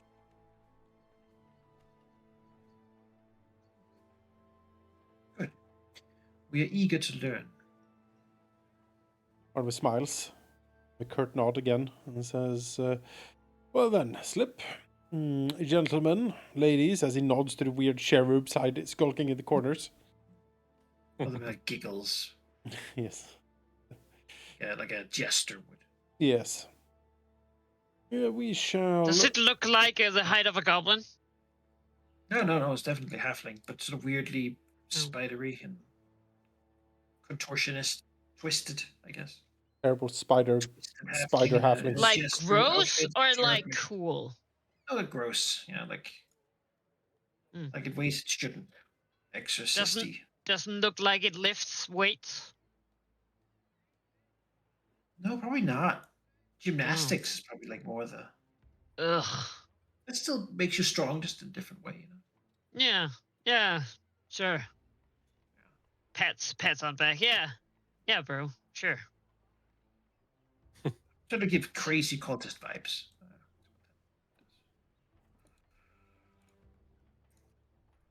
Yeah. All right. Well, Well, seems our let's business is get the concluded. fuck out of here. Yeah, we'll take our leave. Finger guns. Whip, whip, whip. Yes. But, Absolutely. is this accurate here that it's about 3 p.m.? Yeah. Okay. We could, in theory, continue sailing today. So it barely took us any time to get here. And maybe we take those eastern winds to come to sail around the top here after concluding our business towards Port Barrel. Yeah, that seems a good idea. Okay. Well, let's go hunting. Yeah. Invisible coral reefs and fake shipwrecks.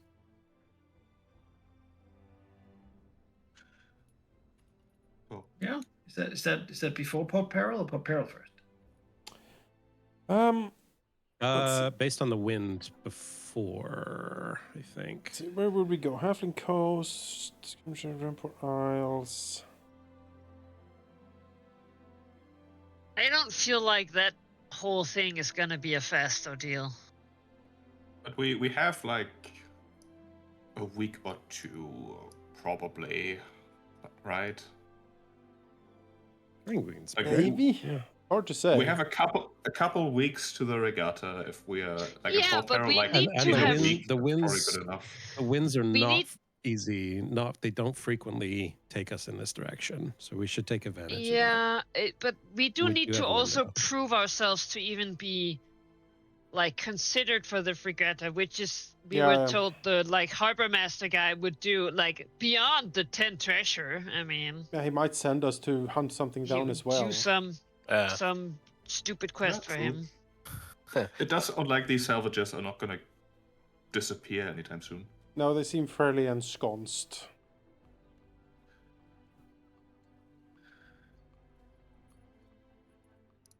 Yeah, I'm fine either way. Where would be the Shipwreckers Isle? There, this. I guess somewhere around there. I mean, it's a coral reef I in the mean- ocean.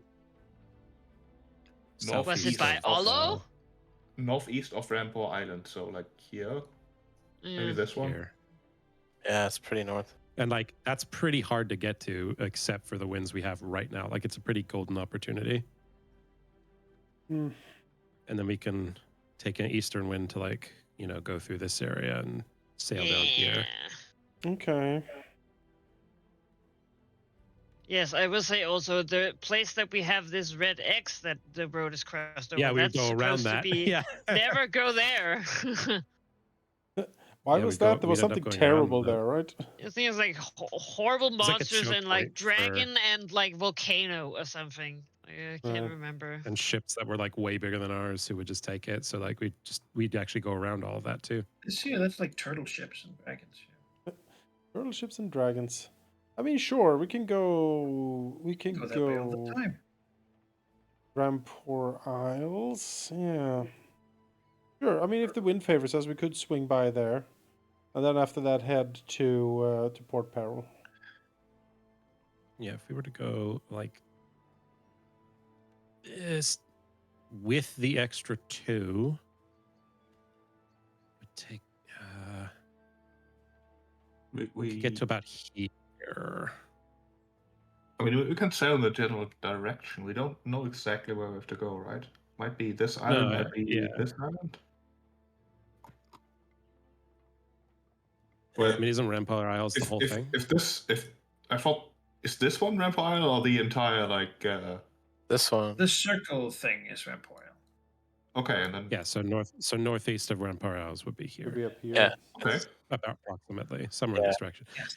Actually, as you begin sailing close to one hex within Rampire Isle, you would see its various ships. The Rampire Isles have a fairly effective armada, mostly made up, however, of withdrawn ships. I guess kind of like these ones. Okay. Fairly small, low-laying ones that are not good for long ocean travel, but they're numerous and they're quite vicious-looking. Hmm. Slave raiding ships, most certainly serving the the devils that rule the islands. Hmm.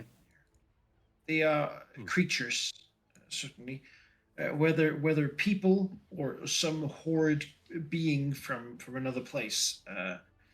They enact horrible actions upon the creatures and people they manage to capture and bring into their meat markets in the center here. Going close to them whiles without wanting to sort of deal with the various guard ships is a good way to get captured. Yeah, they have one of the greater navies on along with the shogunate as well. Similarly, this independent island realm. Well, Actually, should steer Bushy clear of Killer. it then. Yeah. It's a good place to go for trading. It's like the best place to go for trading slaves. Right. That's something you do. Of course, you have to win their respect first. Yeah. Also, a good place for finding sugar. Turns out. I mean, I would bet quite a bit that this might be where Harrigan is like laying low. He's a slaver. Possible. So that Hell Yeah. Harbor. Maybe. Yeah, where they're like funneling or like faking the capture of the Yep. Chilaxian ships. Yep. Yeah. Exactly. Also, as a side note, before we leave the island at some point when we're out of earshot, Praxu will say that he's almost certain that the Norgobrites and the Calistrians are working together to funnel work to one another because this is silly. Yeah. Just you go to them. No, you go to them I mean, for this other thing. Callisto and Norgorber, I think, has worked together in the past. Like they're kind of allied, divinely, so to speak. I mean, Wouldn't be revenge surprised. assassinations are not two sides. Fairly, yeah. One leads to the other often. Yeah.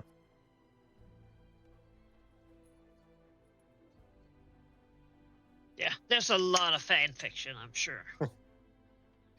I'll switch one of my exploration actions to search, looking for unnatural water patterns, because this guy may think that he knows like how to fake like what the water should look like, to disguise the coral, but it's very hard. Like a spell, an illusion is only going to do what he thinks is correct water movement, right? So looking through using water lore, knowledge of sea currents, what things should look like underneath. There's going to be a mistake or a seam somewhere.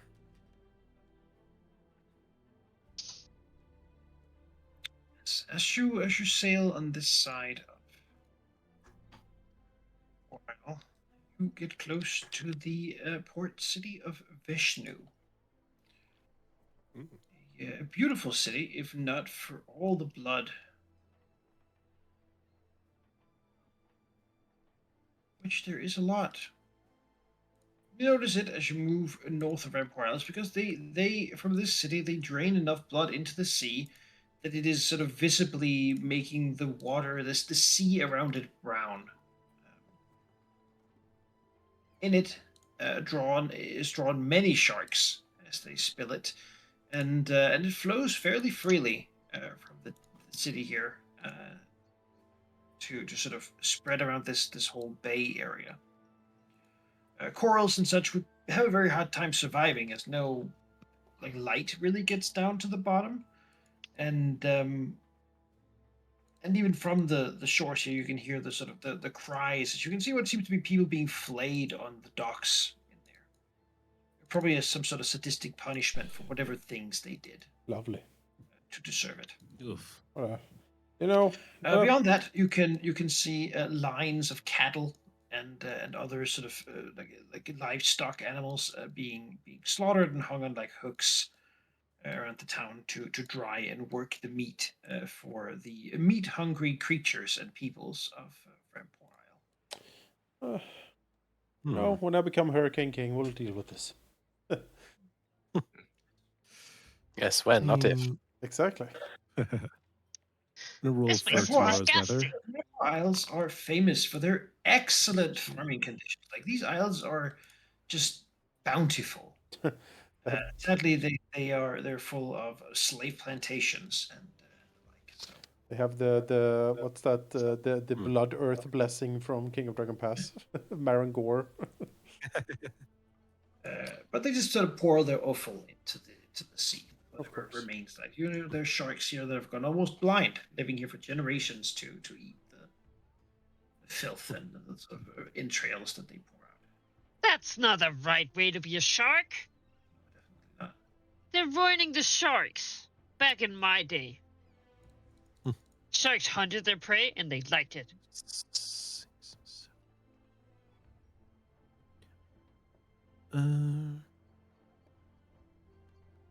Yes, well, let's try and find that fucking reef and get the hell out of Yeah. here. This place is fucking sucks, and I don't want to be attacked by a navy. Yeah. What's the weather for tomorrow, Manakai? +2 on the roll below. Tomorrow you'll be looking at a south wind. South wind. Okay. So my recommendation would be we can just passively move up this direction. South wind. Remarkably, we still have like another 8 hexes, which is crazy. All right, We we'll could, start scouring And then, up in the the move northeast of here. Graskin the crow's And nest with then- his spyglass, stuff like that. Then Sure. we can take advantage of a southern wind tomorrow. Yes.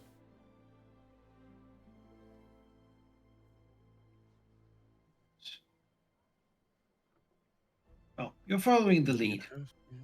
Yeah.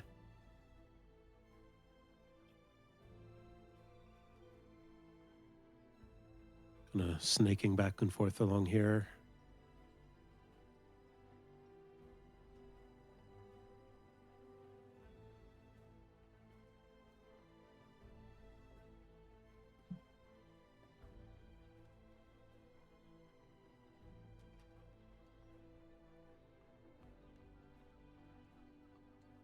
Could Tempest use water lore instead of perception for the, based on the idea that they were saying below? Like, yeah, you can fake it, but you have to know what to fake. What do you mean? Like the guy who's got like an illusion where their base is, right? Yes. He's covering it up and presumably doing that with like fake water and fake air. Would have to line up with whatever the current around it is doing. And I suspect that there would be, imperfect Yeah. for I someone. mean, as who you knows water sail as up well as on Tempest. these basically unnamed islands out here, you Mhm. do see that between them is quite the vibrant coral reefs, sort of between these islands, making it a little dangerous to sail through, as of course many of them reach up high, almost to the surface, and given how thick they are, they could shred a hull sailing over them, causing a ship to sink. That does seem to have been the case for a number of ships as you sort of sail around, seeing them just below the surface, but even a few that have sort of all gotten stuck on the reef and then sort of just not been able to move, probably just left there with their crew. None of them really seem to be inhabited, and some of them seem quite worse for wear. You see them in the distance. Oh no, we're trapped. I was gonna say, didn't they say that we just had to look for something that looks too good to be true? I'm looking for the big treasure ship that's somehow stuck here.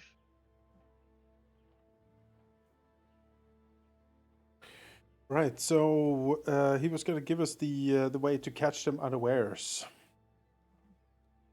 Maybe I I'll zoned tell out. you their secret. Yes. They use illusions so that you will not go into their trap. Yes. Or as you look behind one of the reefs, it seems like one of the wrecks has already been looted by a smaller ship.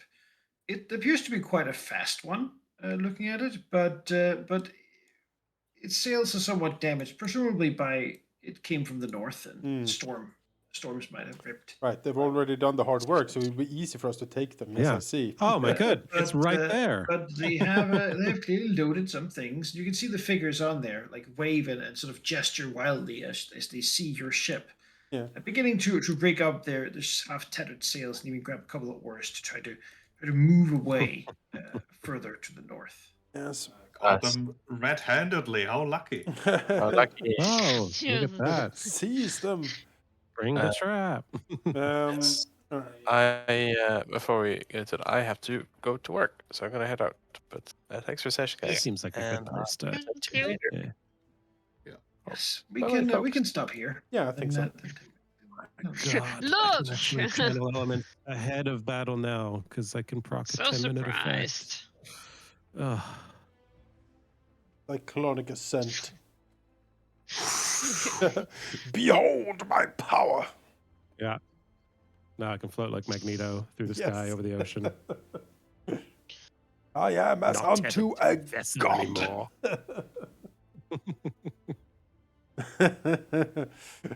Only human, as you like he squashed them. Oh damn! It's not even concentration. I am the Well, I mean, you do Widowmaker. have to fly every turn, but yeah. Say again? You have to fly every turn, but yeah. Yeah, yeah, That's sure, good. but like, Excellent power. Yeah. that was And a I can good just secret. I shoot was upwards. like, now I'm just thinking, like, from Gabby's perspective, she's already trying to think, oh, there are just like, okay, what could we possibly, like, do we have any secrets? Like, this seems like a great place to trade in for information. It's just like, Mhm. but I need to have secrets in order to have commerce. Yeah, that's the I'm like, problem. Gabby's secrets are not the most secret secrets. well, It was I very mean, funny to be she like, might know things anybody about have a other good secret in people, our team? right? You know, she might know stuff about other people that could be considered secrets, but she has to Mhm. herself be aware of those things. Like me as a player might know some things, but I'm like, well, does Gabby really think about this or know that this is a secret? Mhm. It's like, no, obviously everybody knows this. It's like, oh, they didn't. Oh. Oops. Yeah, I was stuck there for a second. Then I was like, wait a sec. We're asking about, like, just cutting straight to the end game, but we have another lead. What if we just ask about that lead? It's probably not as big a secret.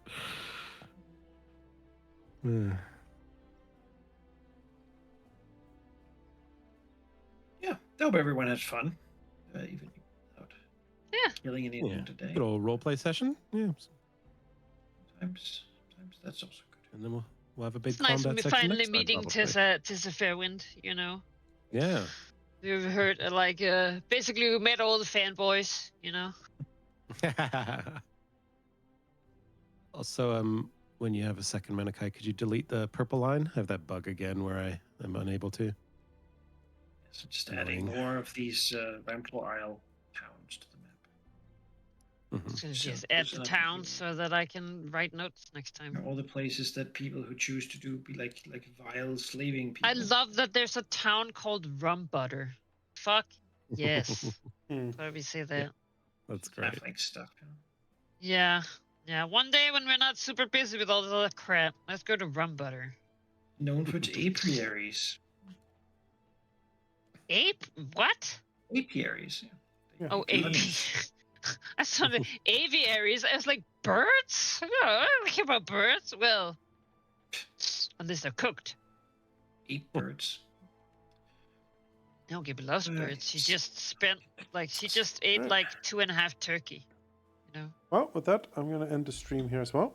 And we will catch you all next week for more Scars and Shackles when we attack these foul shipwreckers. Yes. We'll catch you tomorrow morning. And with no. with the inaugural episode of the, what was it? The cute Cuddle Bears mercenary company taken off into Mech Warrior, because we're back. Oh, Malachi isn't playing He is. I hope so. with that name. Where Oh, I'll be alright, wearing a yeah. cheer mask. Yes. Oh, yeah. Yeah. All right. Yeah. Now I get it. no, it's PR you see, Ari. It's not real. Oh. Okay. Yeah. the war crimes will be much less visible with They'll such be a name. thinly veiled by something. Yes, Yeah. exactly. Oh, yeah. No. Yeah. There's a thin veneer.